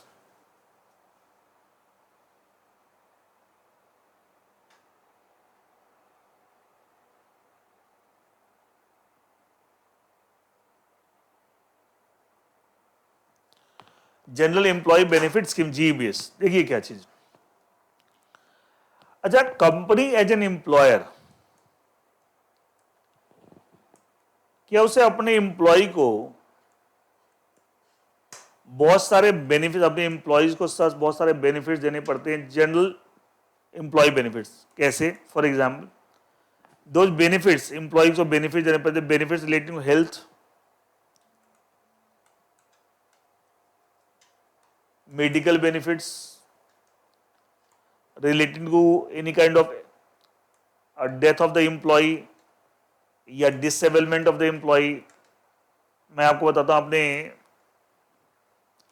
Law पढ़े हैं, एम्प्लॉयज कंपनसेशन एक्ट, कि साहब अगर कोई in the course of the employment किसी एम्प्लॉय की डेथ हो जाए या उसकी कोई डिसेबिलिटी हो जाए तो क्या employer will have to compensate that employee, ये सुनो, या उसकी फैमिली मेंबर्स को। अच्छा, ऐसे आपने पढ़ा एम्प्लॉय स्टेट इंश्योरेंस एक्ट 1948, क्या उसके अंदर बहुत सारे मेडिकल बेनिफिट, और दोनों में से कोई एक लॉ आपको अप्लाई हो रहा है तो बहुत सारे बेनिफिट देने पड़ते हैं। तो उन बेनिफिट्स में देने के लिए क्या एम्प्लॉयर या एम्प्लॉयर को ना कंपनी क्या कहीं ना कहीं रिसोर्स है, कैश, कंपनी का पैसा लगता है, तो कंपनी वो बेनिफिट देने के लिए शेयर बेस्ड भी एक स्कीम बना सकती है। अगेन कोई मैंडेटरी नहीं कि आपको ऐसा करना ही है। In order to give this kind of benefit which employer, company as employer has to give it to the employee as per the requirement of Employees Compensation Act और as per the ESI Act, Employee State Insurance Act। आप चाहें तो एक scheme बना सकते हैं जिसको general employ benefit scheme का नाम दे सकते हैं, एंड उस स्कीम के थ्रू आप सर्टेन शेयर्स, जैसे कंपनी खुद शेयर बेस्ड बना, सारे के share based employ benefit schemes हैं, सब शेयर बेस्ड हैं, ये सर्टेन शेयर अलग कर दिए कि साहब जब भी कोई एम्प्लॉय को बेनिफिट देना पड़े as per the employees compensation act और as per the ESI act, हम उस शेयर बेच के जो पैसा आएगा या शेयर का जो प्राइस बढ़ेगा उससे समथिंग लाइक दैट, एंड इस तरह की स्कीम कंपनी बना सकती है, एंड ऐसी स्कीम को बोलते हैं जनरल। अगेन मैंडेटरी नहीं है कि आपको ऐसा करना ही है, इस स्कीम के थ्रू करना, बट आप चाहें तो इस तरीके से भी कर सकती हैं। तो so that on the one hand you are complying with the provisions of employees compensation act, ESI act, with the help of this scheme. तो लॉ बोलता है आप ऐसा कर सकते हैं, इसको ना स्कीम का नाम है जनरल एम्प्लॉय बेनिफिट स्कीम। मैं पढ़ता हूँ, जनरल एम्प्लॉय बेनिफिट स्कीम और GBS means any scheme of a company framed in accordance with these regulations, that is this SEBI share based employee benefits and sweat equity regulation 2021, dealing खुद के इसमें जो shares involve हुए, x limited company खुद के हो सकती है या इसकी लिस्टेड होल्डिंग कंपनी, मान लीजिए Y limited is the listed holding company of X limited, वो भी हो सकता है, जिसमें आप in order to give the benefits to employee आप अपने शेयर्स का इस्तेमाल करते थे या अपनी holding company, provided holding company listed है, ठीक है। dealing in shares of the company or the shares of a listed holding company for the purpose of what? Employee welfare including healthcare benefits, hospital care or benefits, or benefits in the event of sickness, accident, disability, death, और scholarship fund, जैसे employee के बच्चे पढ़ रहे हैं उनको scholarship देना, और such other benefit as specified सब, मतलब बेसिकली जनरल बेनिफिट जो देने हैं relating to health, medical, in the case of death, disability, scholarship for the children of the employees. तो उसके लिए आप ये स्कीम बना जिसमें कंपनी के खुद के शेयर इन्वॉल्व हो सकते हैं, कंपनी की holding company provide holding company listed company उसके शेयर के बेसिस पे उसका इस्तेमाल करेंगे, मतलब शेयर कुछ अलग कर दिए, कंपनी इशू कर दिए एंड उसको बेच के जो पैसा आएगा उससे बेनिफिट देंगे, या उस शेयर के जो रेट बढ़ेंगे उससे अप्रिसिएशन, उससे बेनिफिट, एंड ऐसे स्कीम का नाम है general employ benefit scheme. Now coming to the last one, जो 5 स्कीम्स हैं आपको, ठीक है, स्वेट इक्विटी तो अलग है, देखिए वो भी इसी लॉ से रेगुलेट होता है लेकिन वो अलग चीज होगी। Fifth that is the retirement benefit scheme.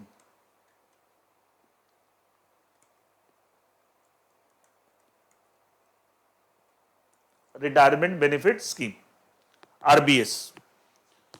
Again ये भी जनरल एम्प्लॉय बेनिफिट स्कीम जैसे ही, लेकिन थोड़ा फर्क है, वो जनरल आप जब एम्प्लॉयमेंट में हैं तो medical benefit, health benefit in case of death law, ये रिटायरमेंट से रिलेटेड है। अच्छा, रिटायरमेंट से रिलेटेड हम लॉ की बात करें, मान लीजिए कंपनी एक्स लिमिटेड, इसके जो एम्प्लॉयज हैं as per provident fund act after the, क्या रेगुलर बेसिस पे क्या इस कंपनी को एज एन एम्प्लॉयर क्या एम्प्लॉयर कंट्रीब्यूशन देना पड़ता है इन द, और अल्टीमेटली वो सारा पैसा इकट्ठा होकर रिटायरमेंट का एम्प्लॉय को मिल जाएगा। एम्प्लॉय का कंट्रीब्यूशन भी, बट एम्प्लॉयर को कंट्रीब्यूशन भी देना पड़ता है। अच्छा, एक जो है पेमेंट ऑफ ग्रेचुटी एक्ट पढ़ते हैं, प्रोविडेंट फंड ग्रेचुटी, क्या अगर किसी ने 5 साल कंटिन्यूअस सर्विस रही उसके बाद अगर वो जॉब से रिटायर होता है ऑल दैट, क्या उस समय एम्प्लॉयर को ग्रेचुटी पे करनी पड़ती है? तो उसके लिए अल्टीमेटली ग्रेचुटी पे कर रहे हैं या पीएफ में आप कंट्रीब्यूशन कर रहे हैं एज ए एम्प्लॉयर, तो अल्टीमेटली क्या as a employer cash outflow है। एक तो जो ट्रेडिशनल तरीका आप जैसे करते हैं वैसे आप कर सकते हैं, कोई मना नहीं है वैसे कि आप कैश आउटफ्लो कर दीजिए आप, ठीक है, PF contribution by the employer gratuity, लेकिन एक तरीका है कि आप एक स्कीम बना लीजिए, स्कीम में आप रिटायरमेंट बेनिफिट स्कीम, देखो सब रिटायरमेंट रिलेटेड, पीएफ में भी जो कंट्रीब्यूट करे अल्टीमेटली पीएफ का पैसा क्यों मिलता है after the retirement of the employee. तो आप एक रिटायरमेंट बेनिफिट स्कीम, उस स्कीम के अंदर कंपनी अपने सर्टेन शेयर अलॉट कर सकती है कि साहब ये जब भी हमें ये सब देना है तो शेयर के जो रेट बढ़ेंगे या शेयर जो बेचेंगे उससे जो पैसा आएगा ये बेनिफिट देना है तो हम उससे देंगे, ठीक है। तो शेयर बेस्ड बेनिफिट हो गया, रिटायरमेंट से रिलेटेड है, इसे नाम क्या हो गया, बिकॉज सारी all these 5 schemes are based on shares, retirement benefit scheme. And यहाँ भी शेयर किसके इन्वॉल्व हुए, कंपनी के या इसकी लिस्टेड होल्डिंग कंपनी के, या इसके लिस्टेड होल्डिंग कंपनी के, जैसे जनरल एम्प्लॉय बेनिफिट स्कीम में था। देखिए लिखा रिटायरमेंट बेनिफिट स्कीम और RBS means a scheme of a company way framed in according with this regulation, this SEBI regulation dealing in shares of the company, आपकी company के share और shares of the listed holding company for providing retirement benefit like PF gratuity of the employee subject to compliance with existing rules and regulations as applicable under laws relevant to retirement benefits in India। आगे ना law, और वो कौन से है, provident fund act है, gratuity act है, उसको ध्यान में उनको भी साथ में कंप्लायंस करना पड़ेगा, मतलब उस लॉ के अकॉर्डिंगली आपकी जो ऑब्लिगेशंस हैं आप इस तरह की स्कीम बना के भी आप उसको कंप्लाई कर सकते हैं। बट अगेन ऐसा नहीं कि स्कीम्स आपको बनाना जरूरी है, स्कीम्स फॉलो करना मैंडेटरी, ऐसा नहीं, बट एक तरीका दे किस तरीके से आप कर सकते हैं, इस तरीके से आप कर सकते हैं। इनमें कोई भी स्कीम मैंडेटरी नहीं है किसी भी लिस्टेड कंपनी के लिए, वो आपकी मर्जी है कि आप उसको फॉलो करना चाहें नहीं करना चाहें आपकी, तो लेकिन हर एक स्कीम का एक कंसेप्ट है, किस तरीके से ऑपरेट करती है थोड़ा सा ब्रीफली आपको मैंने बता दिया। तो इस तरीके से मैंने बताया the purpose of this law made by SEBI share based employ benefits and sweat equity regulation 2021 to regulate the 5 type scheme which can be launched by a company for the benefit of employee and every such scheme is share based, ठीक है। तो वो 5 scheme के बारे में मैंने briefly बता दिया। एंड दूसरा इस लॉ का purpose to regulate the sweat equity share. तो स्वेट इक्विटी क्या होता है, देखिए ये तो हम कंपनी लॉ वगैरह में पढ़ते हैं। Is a sweat equity means at defined under section 2 clause 88 of companies act and section 2 clause 88 company में क्या स्वेट इक्विटी डेफिनेशन रखी है। स्वेट इक्विटी आप सब जानते हैं, sweat equity means equity shares issued by a company to whom, to its directors or employees। Company अपने director employ को इक्विटी से इशू करती, क्यों कैसे करती है, डिस्काउंट पे, और for consideration other than cash, cash नहीं देना आपको, काइंड में आप कंसिडरेशन देते हैं।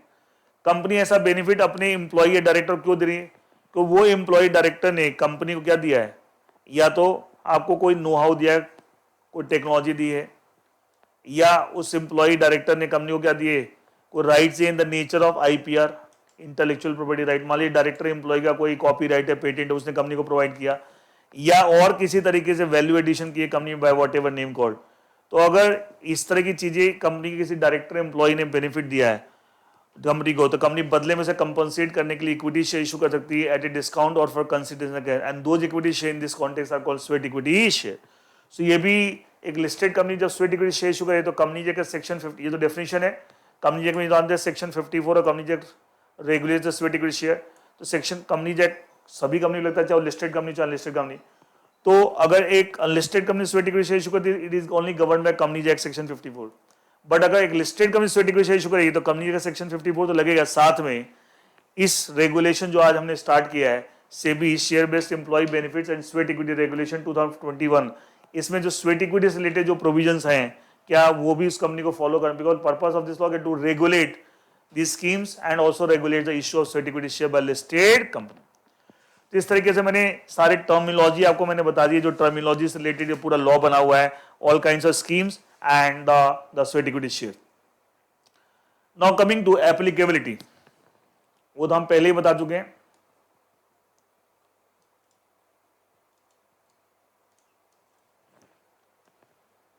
मान लिया एक्स लिमिटेड एक लिस्टेड कंपनी है जिससे securities are listed on recognised stock exchange.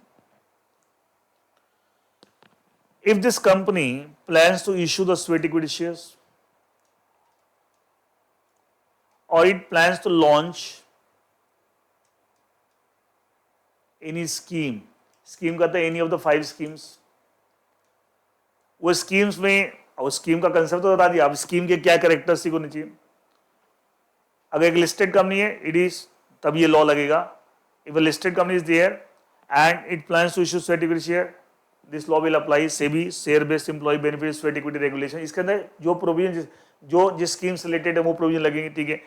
या this company plans to launch a scheme, अब स्कीम के कैसे स्कीम देखिए, scheme satisfying the any of the sorry 3 conditions. कौन कौन सी 3 कंडीशन देखिए, पहला फॉर द डायरेक्टली और इनडायरेक्टली बेनिफिट ऑफ एम्प्लॉइज, और 5 तरह की स्कीम मैंने बताया था अभी आपको। Second, the scheme is involving और dealing in shares of the company, वो मैंने बताया था। तीसरा, एनी ऑफ द 3 कंडीशन, तीसरे के अंदर 3 कंडीशन रखी, any of the 3 condition must be satisfied. 1, the scheme is set up by the company और any of the company in its group company. Scheme is funded by और guaranteed by, अच्छा हर scheme में company पैसा लगाएगी या company अपने share लगाएगी या कोई और लगाएगा, उसे गारंटी आप दे रहे हैं। Funded guaranteed by the company और group company of the company, जो कंपनी स्कीम लॉन्च करे वो खुद कंपनी का पैसा लगेगा, फंडेड बाय, और उसकी कोई group company. And the scheme is manage and controlled by company और any the company in group company. पर तीनों में से दिस और दिस और दिस, एंड ये एंड इसका मतलब क्या है, कंपनी को स्कीम लॉन्च कर listed company for the direct indirect benefit of employee involving the shares and either of the 3 conditions satisfied, the scheme is set up by the company or any group company, company is funded or guaranteed by the company or group company, और company manage or country। इन तीनों में से एक condition, and first condition and second condition और third में any of the 3 condition fulfil हो रही है in respect the scheme launch by listed company, then this regulation will apply. And अगर कोई लिस्टेड कंपनी है and issuing the sweat equity share, again this regulation जो मैंने पहले बता दिया।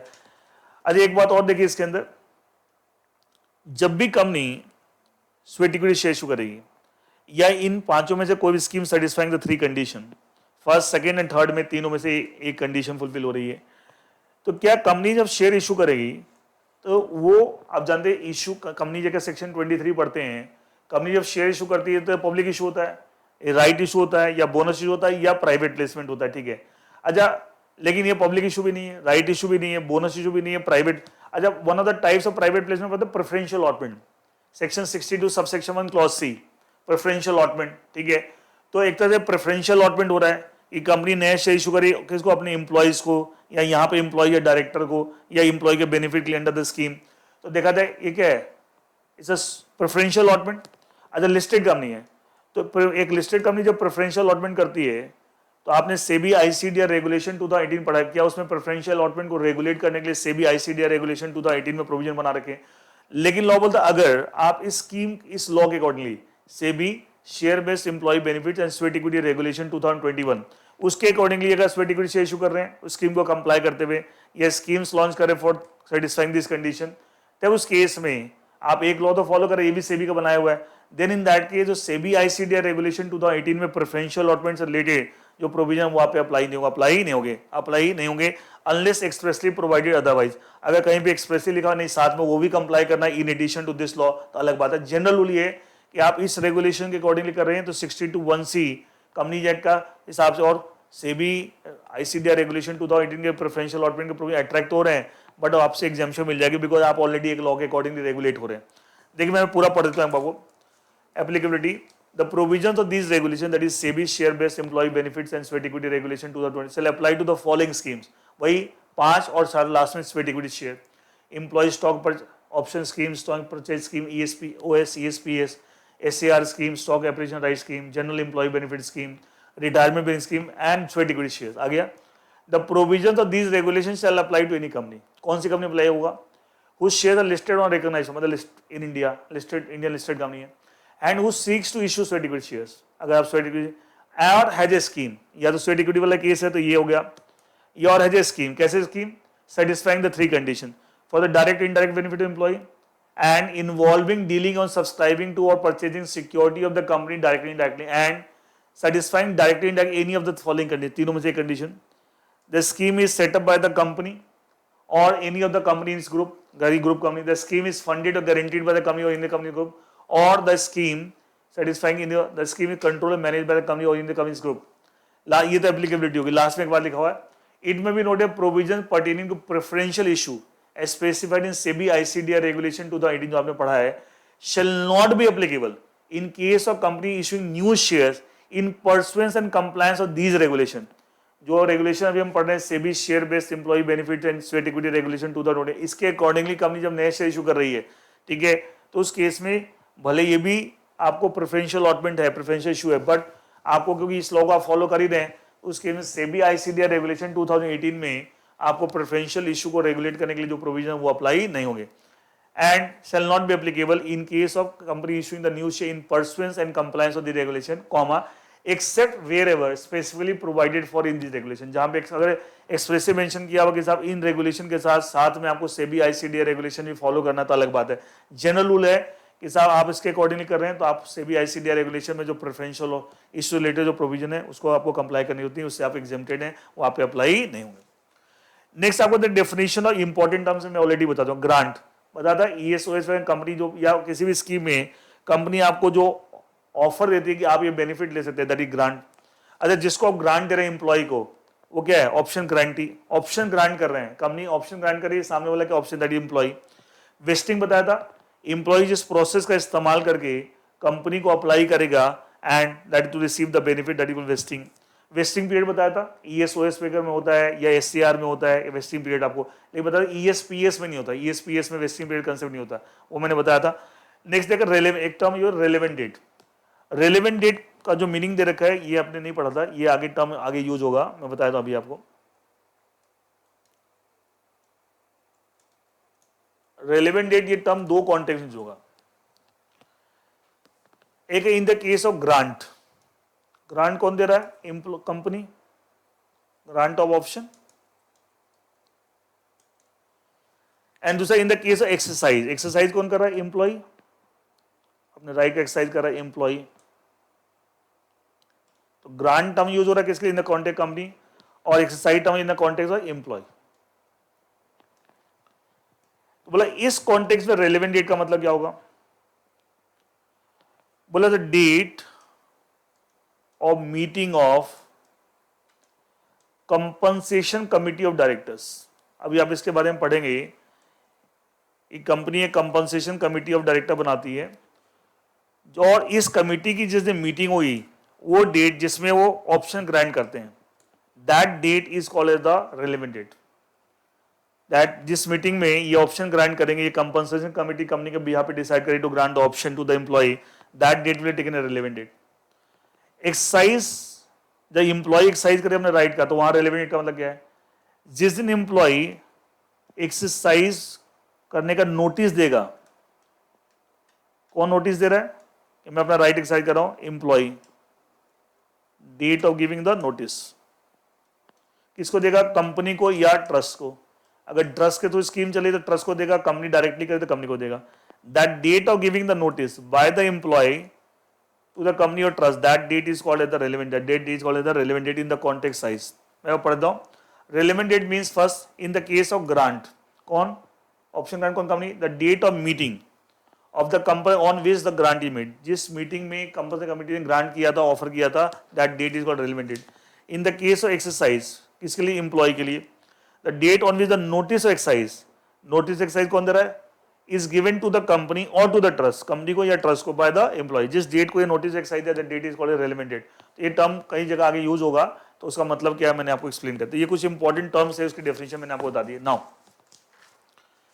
ये इसके साथ आपको ये जो टॉपिक हमने स्टार्ट किया उसका हमने एक बेस बना लिया है, that is the SEBI share based employ benefits and sweat equity regulation 2021, उसका एक बेस हमने बना लिया। अच्छा, अब मैं जो प्रोविजन बताने जा रहा हूँ, ये टर्म्स भी जो मैंने बताया था इंपॉर्टेंट टर्म, ये सारे पांचों स्कीम से रिलेटेड थे।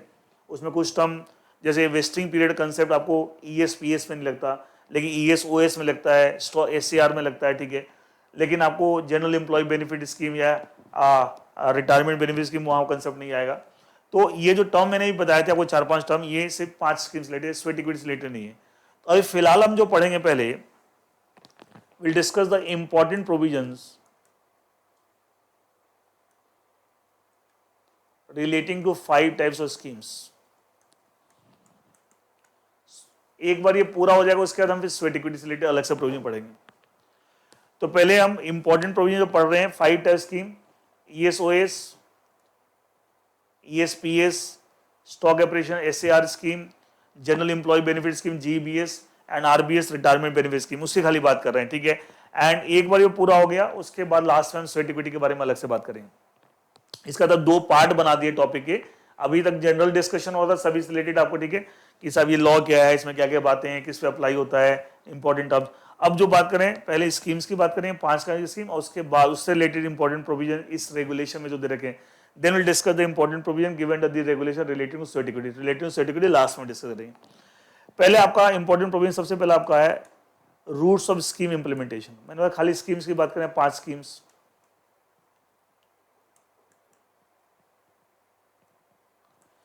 ये बात मैंने पहले बताया था, 2 तरीके से कर सकते हैं, कंपनी डायरेक्टली कर सकती है खुद, या एक ट्रस्ट बना सकती है इररिवोकेबल ट्रस्ट, मतलब जिसको कंपनी रिवोक नहीं कर सकती, कैंसिल नहीं कर सकती, दोनों पॉसिबिलिटी है डायरेक्टली। और एक कंसेप्ट बन गया ना, अब आपको प्रोविजन पढ़ने में बहुत आसानी होगी। लेकिन एक बात का ध्यान रखना क्या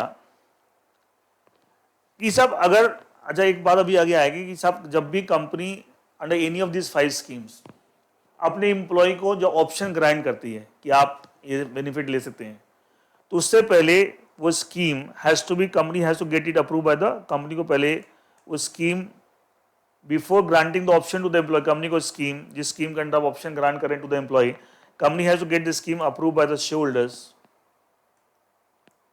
बाय वे ऑफ SR। ये भी आगे आएगा, ये भी एक रिक्वायरमेंट है under this regulation made bye, share holder का अप्रूवल चाहिए by way of special resolution. अगर वो स्पेशल रेजोल्यूशन पास करवाया आपने, स्कीम अप्रूव कर, लेकिन नथिंग इज मेंशन कि साहब कंपनी डायरेक्टली करेगी ट्रस्ट के थ्रू, तो इंप्लाइड मतलब डायरेक्टली करेगी, कुछ नहीं मेंशन है। या तो स्पेशली मेंशन कि डायरेक्टली करेगी तभी डायरेक्टली, कुछ नहीं मेंशन तभी डायरेक्टली। लेकिन अगर ट्रस्ट के थ्रू आपको करवाना है, इररिवोकेबल ट्रस्ट, तो उस केस में जब शेयर होल्डर का SR पास होगा फॉर अप्रूविंग द स्कीम, उसमें ये बात अपफ्रंट शुरू में मेंशन होनी चाहिए कि साहब ये स्कीम कंपनी खुद इंप्लीमेंट नहीं करेगी, it will be only through a trust, उसके लिए company will set up a trust. ये बात अपफ्रंट इस SR में मेंशन होना चाहिए, तभी आप ये ट्रस्ट रूट यूज कर सकते हैं। इट मींस जो SR पास हुआ for approving scheme, if nothing is mention which route, implied है कि this route, but if the company wants a trust route then it should be decided upfront in the SR, जिसके through scheme share holder से आपने approve करे। एक दूसरी बात, अगर कभी भी स्कीम में ऐसी बात हो, आपकी स्कीम के जो टर्म्स एंड कंडीशन है कि साहब उसमें मार्केट से भी शेयर परचेज किए जाएंगे और शेयर से बेनिफिट दिया जाएगा टू द एम्प्लॉय। अब सोचिए एक कंपनी एक्स लिमिटेड, क्या वो कंपनी अपने शेयर खुद मार्केट से खरीद सकती है? How can a company hold its own share, its own name? Not possible. हाँ, एक ट्रस्ट तो होल्ड कर सकती है, तो अगर सेकेंडरी एक्विजिशन की बात किसी स्कीम के अंदर है, बता ना, सेकेंडरी मार्केट से परचेज करके, जैसे ESPS में बताया था, या और भी जगह एक मार्केट शेयर खरीद के आपको एम्प्लॉय को ऑफर कर रहे हैं, तो उस केस में सेकेंडरी एक्विजिशन कंपनी खुद अपने शेयर अपने नाम से कैसे खरीदेगी, पॉसिबल नहीं है। तो उस केस में तो मैंडेटरी हो जाएगा, ट्रस्ट रूट के थ्रू करना पड़ेगा, ट्रस्ट रूट के थ्रू ही करना पड़ेगा, और कोई ऑप्शन नहीं है। एंड उसमें कंपनी फिर डायरेक्टली नहीं कर सकती, it has to be only through the trust route. अगर सेकेंडरी मार्केट से शेयर खरीदने की बात उसकी में की गई तो वहां ट्रस्ट रूट से करना पड़ेगा, कंपनी डायरेक्टली नहीं कर सकती। अच्छा, अगर कंपनी डायरेक्टली करती है उसका प्रोसेस क्या होगा? कुछ नहीं, मैंने बता दिया, कमिटी बने हुए कंपनी ने, compensation committee of directors. Compensation committee के बारे में पढ़ेंगे। Compensation committee will draft the scheme, तैयार करेगी स्कीम की क्या, देन उस स्कीम के अकॉर्डिंगली जो कंपनी ड्राफ्ट की है उसके हिसाब से एम्प्लॉय को ऑप्शन ग्रांट किया जाएगा। ठीक है, एम्प्लॉय को ऑप्शन ग्रांट किया जाएगा। अच्छा, जब वेस्टिंग पीरियड है, अगर वेस्टिंग पीरियड कंसेप्ट है, सब जगह नहीं होता, जो वेस्टिंग पीरियड वो एक्सपायर हो गया, क्या उसके बाद एम्प्लॉय अपना राइट एक्सरसाइज कर सकता है, he can exercise and can apply to the company for share, and company फिर उसको शेयर इशू कर दे। कंपनी जब जो एम्प्लॉय ने एक्सरसाइज किया, कंपनी उनसे पैसे लेगी, exercise price, and will allot the share to the employ. ये तो डायरेक्ट रूट हो गया ये वाला। अगर कंपनी ट्रस्ट रूट में जाती है, कंपनी ट्रस्ट रूट में जाती है, तो उस केस में तरीका क्या होगा? मान लीजिए कंपनी एक्स लिमिटेड, कंपनी पहले एक इरेवोकेबल ट्रस्ट क्रिएट करेगी। अच्छा, कंपनी पहले उस ट्रस्ट को, ट्रस्ट ने शेयर परचेज करके एम्प्लॉय को बेनिफिट देना है, ट्रस्ट के पैसे है कहां, तो कंपनी इस ट्रस्ट को पहले लोन देगी। इसलिए लोन देगी, उस पैसा आपके पास आ गया, उस पैसे से ट्रस्ट कंपनी से शेयर परचेज कर सकती है अपने नाम में, या सेकेंडरी मार्केट से भी कर सकती है। एंड फिर उसके बाद एक कंपनी अपने इंप्लॉइज को ऑप्शन ग्रांट करेगी, और इस लोन का पैसा इस्तेमाल करके ट्रस्ट कंपनी को अप्लाई करता है शेयर पर, तो कंपनी इसको शेयर अलॉट कर देगी ट्रस्ट को। ठीक है, या ये ट्रस्ट इस पैसे का इस्तेमाल करके सेकेंडरी मार्केट, सेकेंडरी एक्विजिशन कर सकते हैं। अब इसका शेयर आ गए ट्रस्ट के पास, या तो कंपनी से परचेज कर लिया उसी लोन के पैसे से, या मार्केट से खरीद लिया, और कंपनी इधर एम्प्लॉय को ऑप्शन ग्रांट कर दिया। जब वेस्टिंग पीरियड वगैरह कंसेप्ट अगर है वो पूरा जब हो जाएगा आफ्टर एक्सपायरी ऑफ, नाउ ये एम्प्लॉय एक्सरसाइज करेगा, राइट, ये ट्रस्ट को अप्लाई करेगा, and will he pay the exercise price, तो ट्रस्ट वो शेयर इसको दे देगा एम्प्लॉय को, and he will pay the exercise price to the company.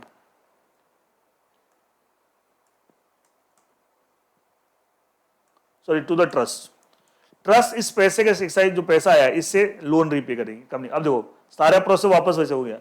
पहले कंपनी ने लोन दिया था, किस लिए दिया था? ट्रस्ट को। ट्रस्ट रेट किया कि आप इस पैसे से हमारे से शेयर खरीद लो या मार्केट से। ट्रस्ट ने शेयर खरीद लिए, कंपनी ने ऑप्शन क्रिएट कर दिया इन फेवर ऑफ एम्प्लॉय। जब after expiry of vesting period employ अपने राइट एक्सरसाइज प्राइस पे करके ट्रस्ट से शेयर खरीद लेगा। ट्रस्ट का पैसा आया, पैसा कंपनी ट्रस्ट का यूज करेगा for repaying the loan, for repaying the loan. तो ये एक्चुअली इस तरीके से प्रोसेस होता है। एक बार पूरा पढ़ देता हूं। A company may implement a scheme either directly or by setting an irrevocable trust. It can be one trust or it can be multiple trust. Multiple trust अलग अलग स्कीम के लिए हो सकता है। एक स्कीम के लिए एक ट्रस्ट है, दूसरी स्कीम के लिए एक कंपनी में मल्टीपल स्कीम भी तो हो सकती है। It may be noted if the scheme is to implement through trust इस रूट से, the same has to be decided upfront at a time of taking the approval shareholder for setting। बता ना उसी समय डिसाइड होना चाहिए। अगर कुछ नहीं डिसाइड हुआ, शेयरहोल्डर का अप्रूवल तो लिया, लेकिन नथिंग इज मेंशन कि वेदर डायरेक्ट रूट और ट्रस्ट रूट, तो फिर डायरेक्ट ही होगा। It may further be noted that the scheme involves secondary acquisition or gift or both। Trust को अगर सेकेंडरी एक्विजिशन होगा या कंपनी के प्रोमोटर भी अपने शेयर कुछ गिफ्ट भी करेंगे for this purpose, then in that case it has to be shall be mandatory for the company to implement such scheme through trust only. इसलिए कंपनी डायरेक्टली नहीं कर सकती, ये मैंने बताया था। फिर डायरेक्ट रूट फॉर इसका प्रोसेस क्या होगा? Company forms a compulsory committee define the eligibility criteria, मतलब किस कौन से एम्प्लॉय इस स्कीम के अकॉर्डिंगली इसका बेनिफिट ले सकते हैं। Eligibility criteria, issue fresh shares for ESOP, ठीक है, नए शेयर आपको इशू करेगी, मतलब option grant. After vesting period employees can exercise the vesting period expire हो जाएगा, employ can exercise option on expiry of an option, on exercise on option. जो employ अपना ऑप्शन एक्सरसाइज करेगा, अप्लाई करेगा, वो पे करेगा, company will issue the share, company issue the share to the employ. Trust root for ESOP, company forms an employ welfare trust. Company grant the loan to the trust for subscribing share, कि आप directly company के share market से खरीद लीजिए। Company issue fresh share to the trust and option, इनको एक share दिया, ये लोन का पैसा जो इनको आए कंपनी शेयर परचेज करेंगे, और इनको एम्प्लॉय को ऑप्शन ग्रांट कर दिया। Employ exercise the option, employ किससे लेंगे शेयर? ट्रस्ट से। Trust transfer the share to the employ upon receipt of the exercise price, trust share इनको दे देगी और इनको एक्सरसाइज प्राइस मिल जाएगा ट्रस्ट को। Trust will use that money for repayment, trust repay the loan to the company. तो ये process है अगर ट्रस्ट सोर्स है। तो ये ब्रीफली आपको प्रोसेस मैंने बताया किस तरीके से चलता है। Now coming to eligibility criteria, मतलब कौन सा एम्प्लॉय स्टॉक ऑप्शन स्कीम के अंदर एलिजिबल होता है एंड ऑल दैट, ठीक है, that we are going to discuss.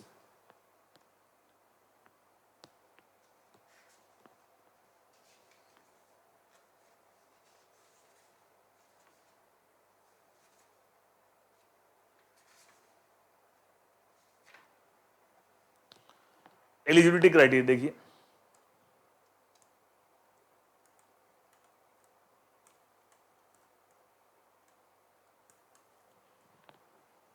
Eligibility criteria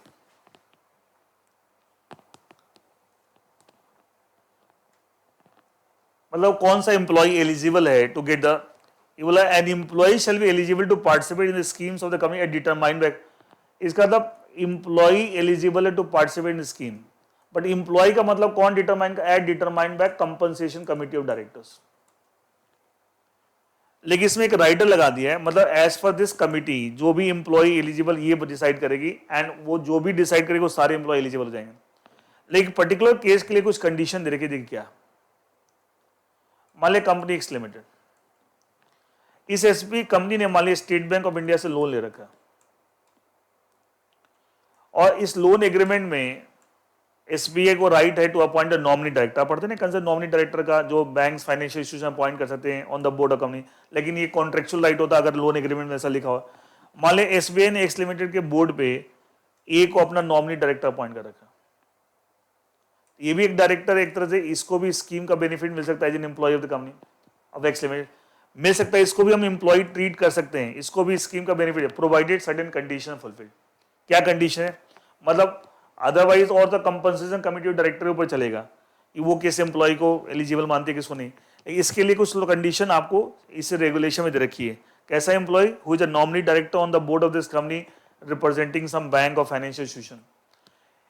क्या देखिए, पहली कंडीशन है कि there should, first condition, there should be a contract और agreement between this appointing institution and A. There should be a contract between हमें SBI and A, and उस contract के अंदर बाकी सब चीजें होंगी इंटर एलिया, मतलब अमंग्स अदर थिंग और भी, बट ये चीजें जो चाहिए, फॉलोइंग टर्म्स एंड कंडीशन जो चाहिए, क्या क्या, ए, whether the grants made by the company to this employee as a director, वो उसको एक्सेप्ट कर सकता है नहीं कर सकता है, ये बात उसमें लिखी होनी चाहिए इस कॉन्ट्रैक्ट में, तभी वो एक्सेप्ट कर सकता है। अगर लिखा होगा एक्सेप्ट कर सकता है तभी एक्सेप्ट कर सकता है। नंबर 2, ये ग्रांट कंपनी जब देगी उसको कि आप ये राइट्स आपको दे रहे हैं, तो वो खुद यूज करेगा, वो इसको रिनाउंस नहीं करेगा इन favour of SBI the nominating institution. Number 3, इसके अलावा कंपनी आपको और कोई लाइक सेटिंग फीस देती है, आप बोर्ड मीटिंग अटेंड करेंगे या और कोई बेनिफिट देती है, तो वो आप रिसीव कर सकते हैं, तो सब्जेक्ट टू व्हाट कंडीशन, ये सब बात इस कॉन्ट्रैक्ट में लिखी होनी चाहिए। Second condition, contract, there should be contract between the company, sorry the appointing institution and the nominee director containing these details. Second condition, ये कॉन्ट्रैक्ट जो इनके बीच में है कंटेनिंग ऑल द डिटेल्स, इसकी कॉपी ये अपॉइंटिंग इंस्टीट्यूशन इस company को प्रोवाइड करेगा, इसकी कॉपी उस कॉन्ट्रैक्ट की, और उस company in turn will forward it to the stock exchange जहां पे कंपनी के शेयर लिस्टेड है। तीसरी बात, ये कॉन्ट्रैक्ट कॉपी अपॉइंटिंग इंस्टीट्यूशन तो कंपनी को दी, कंपनी ने आगे स्टॉक एक्सचेंज में दे दी। ये नॉमिनी डायरेक्टर भी जब अपॉइंट होने का, जब पहली बोर्ड मीटिंग इस कंपनी के अटेंड करेगा, उस पहली बोर्ड मीटिंग में भी इस कॉन्ट्रैक्ट कॉपी ये भी प्रोवाइड करे, दैट इज थर्ड कंडीशन। अगर ये सारी कंडीशन फुलफिल होती है in respect of this kind of employ, which employ who is a nominee director on the board of the company, which is a nominee director on the board of the company, then in that case, that employee who is a nominee director on the board of this company, then that employee that can be considered to be an employee for the purpose of this scheme, and he will also be eligible to get the benefits of the scheme. तो मतलब कह सकते हैं particularly इस employ, इस तरह के employ के who is इस तरह के एम्प्लॉय के लिए who is a nominee director nominated by some bank or financial institution, अगर ये सारी कंडीशन फुलफिल हो तब जाके उस नॉमिनी डायरेक्टर को एम्प्लॉय मान सकते हैं for the giving the benefits of this schemes and for the purpose of giving the benefits of this particular scheme. देखिए मैं एक बार पढ़ देता हूं। An employ shall be eligible to participate in the schemes of the company at determined and a compulsory committee फिर इसमें explanation में देगा where such employ is a director nominated by an institution, bank, financial, as its representative on the representative on the board of director, that is the nominee director. Then ये condition fulfill होगी तब जाके he will be considered employee for the purpose of giving the benefit scheme. Number one, the contract or agreement entered into between the institution nominating its employee as a director of the company, he must be the employee of this SBI, and the director so appointed, मतलब इसके और उसके बीच में contract शैल inter amongst other, और चीजें होंगी जो होंगी, लेकिन ये चीज सर स्पेसिफाई द फॉलोइंग, ये जरूर होनी चाहिए क्या क्या, whether grants by the company under the scheme can be accepted by said employee in his capacity as director. Company जो आपको ऑफर वगैरह दे, ग्रांट ऑप्शन ग्रांट करेगी, क्या आप एक्सेप्ट तभी एक्सेप्ट कर सकते हैं जो कॉन्ट्रैक्ट में ऐसा लिखा हुआ है. That grant if made to the director shall not be renounce in favour of the nominated, मतलब डायरेक्टर को अगर कंपनी ग्रांट ऑप्शन ग्रांट करती है तो ये खुद यूज करेगा, ये नॉमिनेटिंग इंस्टीट्यूशन के फेवर में रिनाउंस नहीं करेगा. ये सब टर्म्स एंड कंडीशन कॉन्ट्रैक्ट होनी चाहिए. Third, and the condition subject to which fees commission other incentive etcetera can be accepted by director from the company. इस कंपनी फ्यूचर में जो आपको इंसेंटिव देगी या कोई सिटिंग फीस देती है तो वो आप रिसीव कर सकते हैं सब्जेक्ट टू व्हाट कंडीशन, ये भी कॉन्ट्रैक्ट में लिखना चाहिए. फिर second condition, the institution nominating its employee director company shall file a copy of this contract with the said company, ठीक है, which shall in turn file the copy with all the stock on which shares are listed. मतलब ये जो contract यहाँ बात की उस contract की कॉपी ये कंपनी को file, company will file it to the stock exchange. Third, the director so appointed shall furnish a copy of the contract or agreement, this contract agreement, इसी contract agreement बात करें, at the first board meeting of company attended by him after his nomination. जब यहाँ पे nominate हो गया उसके बाद जो पहली बोर्ड मीटिंग जिसको अटेंड करेगा वहाँ पे कॉन्ट्रैक्ट कॉपी ये भी प्रोवाइड करेगा, मतलब इंस्टीट्यूशन भी प्रोवाइड करेगा कंपनी को, ये खुद भी प्रोवाइड करेगा. ये तो 2 पॉइंट्स हो गए. और एक कॉन्ट्रैक्ट कैसा होना चाहिए, इसमें ये सारी चीज होनी चाहिए. अगर ये सारी कंडीशन फुलफिल होगी then this kind of director, nominee director can also be considered employ for the purpose of giving the benefits of these schemes to that particular employee. Is that clear?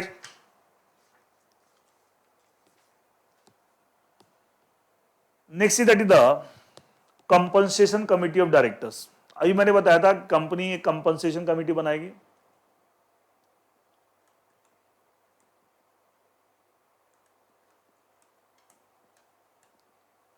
इस compensation committee क्या काम है, कहते हैं कि specialised committee of directors to look after this schemes. This compensation committee of director will do the administration and superintendence of the scheme. लेकिन अगर trust के थ्रू अगर स्कीम इंप्लीमेंट हो, बताया ना कंपनी डायरेक्टली करते ट्रस्ट, देन ये committee schemes की सुपरिटेंडेंस का काम जो है, एडमिनिस्ट्रेशन काम है, इसको डेलीगेट कर देंगे खुद ना करके. Now the schemes will be administered by the trust, वो डेलीगेट कर देंगे. Committee will delegate this work to the trust अगर ट्रस्ट के थ्रू हो रहा है. फिर ये बोल रहा है एक कंपनसेशन कमिटी ऑफ डायरेक्टर्स में कितने लोग होंगे, बोले इस कंपनसेशन कमिटी ऑफ डायरेक्टर्स में कंपनी के बोर्ड ऑफ डायरेक्टर्स के वही सारे मेंबर्स होंगे जो आपका regulation 19 of SEBI LODR regulation 2015 में दे रखा है. अच्छा, ये LODR रेगुलेशन आप पढ़ चुके होंगे. रेगुलेशन एंड जो लिस्टिंग एग्रीमेंट वगैरह पढ़ते हैं, ठीक है, LODR रेगुलेशन, उसमें रेगुलेशन 19 में कमिटी का कंसेप्ट देखा, nomination remuneration committee of director, nomination and remuneration committee of directors, ये कंसेप्ट दे रखा है. ये बोल रहा है कि जो nomination remuneration committee director concept दे रखा है regulation 19 of SEBI LODR regulation 2015, उसके अंदर जो जो बोर्ड के मेंबर हैं वही सारे मेंबर्स भी आपको compensation committee of director, concept वही देखिए, रेमुनरेशन क्या है, कंपनसेशन, रेमुनरेशन को हम कंपनसेशन बोलते हैं. आप कंपनी में काम करें बदले में आपको जो जो बेनिफिट मिलता है कंपनसेशन. कई बार रेमुनरेशन पैकेज को लोग कंपनसेशन पैकेज ही बोलते हैं. तो लोग बोलता है जो ये कमिटी का कंसेप्ट दे रखा है रेगुलेशन 19 ऑफ सेबी लो, उस कमिटी के अंदर बोर्ड के जो मेंबर्स है वही सारे मेंबर भी इस कंपनसेशन कमिटी ऑफ डायरेक्टर के मेंबर होंगे. अब फिर ये बोला है आप चाहें तो अलग से कमिटी न बना के ये कमिटी आपकी है for the purpose of SEBI LODR regulation, इसी कमिटी को आप नाम दे सकते हैं, इसी का नाम for the purpose of this regulation SEBI share based employ benefit and sweat equity regulation 2021, इसी को आप कंपनसेशन कमेटी भी मान सकते हैं, अलग से कमेटी बनाने के बजाय। तो इसका दो रोल हो जाएगा, एक nomination remuneration committee for the purpose SEBI LODR regulation, और दूसरा हो जाएगा compensation committee for the purpose of this law SEBI share based employ benefits and the sweat equity regulation 2021। It means, और चाहे तो एक अलग से भी कमेटी बना सकते हैं, फिर उस केस में उस कमेटी में भी वही बंदे होंगे जो इस कमेटी के मेंबर है, जो इस कमेटी के मेंबर है। फिर बोले ये कमेटी क्या करेगी, compensation committee director, it will formulate a detailed terms and conditions of the scheme, which will also include all the provisions of this law made by SEBI. SEBI ने जो provision दे रखे इस लॉ के अंदर, ठीक है, उसको ध्यान में रखते हुए it will prepare the detailed terms and conditions of the scheme. Plus, it will also frame the suitable policy and procedure so that कंपनी के पार्ट पे, ट्रस्ट के पार्ट पे, एम्प्लॉय के पार्ट पे कोई भी सिक्योरिटी लॉ जो कंपनी पे एप्लीकेबल हो रहा है उसका वायलेशन हो जाए, जैसे prohibition of insider trading regulation, उसका वायलेशन हो जाए, तो there should not be any kind of violation on the part of company by the trust और by the employee relating to any security law, violation any security law as applicable company. In order to ensure that का violation ना हो जाए, उसके लिए all the suitable policies and procedure will be framed by the compensation committee of director to be followed by company, to be followed by employees and the trust, so that उनका वाले। तो ये role है compensation, मैं एक बार पढ़ देता हूँ। A company shall constitute a compensation committee director for administration and superintendence of the scheme. It may be noted where the scheme is being implemented through trust. The compensation committee shall delegate the administration, scheme का administration का part delegate किसको, to the trust. फिर खुद administration नहीं करेगी, the trust will do that. The compensation committee shall be a committee of such members of board director of the company as provided under regulation 19 of SEBI LODR regulation 2, और वहां regulation 19 में कौन सा concept है, nomination remuneration committee of director. फिर it may be noted that company may also, may word छूटा may लिख लीजिएगा, it may be noted that a company may also opt to designate, it may be noted company may also opt to designate its nomination remuneration committee as a compensation committee, मतलब आप चाहे तो उसी को designate कर सकते हैं अलग से, और अलग से बनाएंगे तो इसके अंदर भी मेंबर वही होंगे जो नॉमिनेशन रेमुनरेशन कमिटी के अंदर है। The compensation committee shall inter alia formulate amongst other thing, और भी काम करेगी, but formulate detail terms and condition, हर स्कीम्स की डिटेल टर्म्स अगर तैयार करेगी जो in according with this law, which will include the provision specified by SEBI in this regard. SEBI ने कहां स्पेसिफाई कर रखी, इस लॉ के अंदर, सेबी जो ही पढ़ रहे हैं हम। The compensation committee shall frame the suitable policies and procedures to ensure that there is no violation of security laws as applicable by the trust, by the company and by the employ. सब कुछ मैंने आपको पहले ही बता दिया था, ठीक है, एंड आपको मैं एक बार रीड आउट कर दिया जिससे आपको और क्लैरिटी आपको आ जाए। नेक्स्ट आपको शेयरहोल्डर्स अप्रूवल।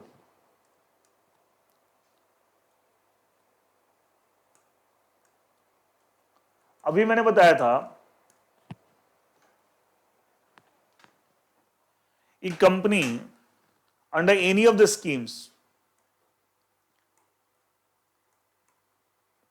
जब अपने एम्प्लॉय को ऑप्शन ग्रांट करती है कि आप ये बेनिफिट ले सकते हैं बिफोर ऑफ, अच्छा कैसे, एक तरह से ऑफर है कंपनी की तरफ से, before granting the option to the employ, company के कंपनसेशन कमिटी ऑफ डायरेक्टर के स्कीम ड्राफ्ट करेंगे, company committee director scheme draft की, ड्राफ्ट तो कर लिया आपने, लेकिन अभी आप ऑफर मत कीजिए to the employ as per the scheme. पहले ये स्कीम किससे अप्रूव कराई है, शेयरहोल्डर से पासिंग है सर। अच्छा, जब शेयरहोल्डर के पास ये ले जाएंगे तो जनरल मीटिंग का जो नोटिस होगा, क्या उस नोटिस के हिसाब से ये क्या स्पेशल बिजनेस होगा, क्या आप जानते हैं ऑर्डिनरी बिजनेस 4 ही होते हैं। अच्छा, स्पेशल बिजनेस जब होगा तो क्या इसका एक्सप्लेनेटरी स्टेटमेंट भी होगा, तो लॉ बोलता है उस एक्सप्लेनेटरी स्टेटमेंट में कंपनी जैक के हिसाब से रिक्वायरमेंट वो तो डालनी है। इन एडिशन टू दैट, इस लॉ के अंदर SEBI share based employ benefits and certificate regulation 2020, उसमें भी जो अलग से रिक्वायरमेंट है इन दिस एक्सप्लेनेटरी स्टेटमेंट क्या क्या चाहिए होनी चाहिए, वो सब इन्फॉर्मेशन भी आपको एक्सप्लेन, सो दैट शेयरहोल्डर जब एसआर पास करने का प्रपोजल रखा जाएगा, they can take a well informed decision, they can take a well informed decision. ये तो आपको चाहिए आपको शेयरहोल्डर से। और मैंने बताया ट्रस्ट रूट से अगर कराना है तो इस एसआर में स्पेशली मेंशन होना चाहिए कि ट्रस्ट रूट से। अगर आपने एसआर में मेंशन नहीं किया ट्रस्ट रूट से, तो उस केस में क्या होगा, फिर बाद में आप सिर्फ डायरेक्टली रूट कंपनी डायरेक्टली कर सकती है, फिर ट्रस्ट रूट से नहीं कर सकती, मैंने पहले बताया था। ये तो चाहिए। इन एडिशन टू दैट, ये तो चाहिए, in addition to that shareholder की अप्रूवल और चाहिए by way of OR for certain things, ये एडिशनल है, वो तो चाहिए एडिशनल रिक्वायरमेंट 4 केस में। कौन से 4 केस हैं? अगर कभी कंपनी सेकेंडरी एक्विजिशन की बात करें, अच्छा सेकेंडरी एक्विजिशन वैसे ही मैंने बताया था कि साहब मार्केट से शेयर खरीदेंगे फॉर द स्कीम, उसमें मैंने बताया सेकेंडरी एक्विजिशन कभी कंपनी डायरेक्टली नहीं कर सकती, उसकी स्कीम हमेशा ट्रस्ट रूट से इंप्लीमेंट होगी, बताया था। अगर ट्रस्ट को सेकेंडरी एक्विजिशन करना है तो उसमें शेयर होल्डर का अलग से अप्रूवल चाहिए बाय पासिंग ओआर। अच्छा उसमें ओआर में शेयर होल्डर लिमिट भी लगा दिया कि लॉ में जो अपर लिमिट है कि सब मैक्सिमम सेकेंडरी एक्विजिशन कितनी कर सकते हैं, मान लीजिए एग्जांपल है 5% कर सकते हैं अकॉर्डिंग टू दिस लॉ, तो उसमें तो लगा सकते 4% कर सकते हैं या 4.5% या 5 या 3 वॉट एवर, वो भी इसमें मेंशन होगी।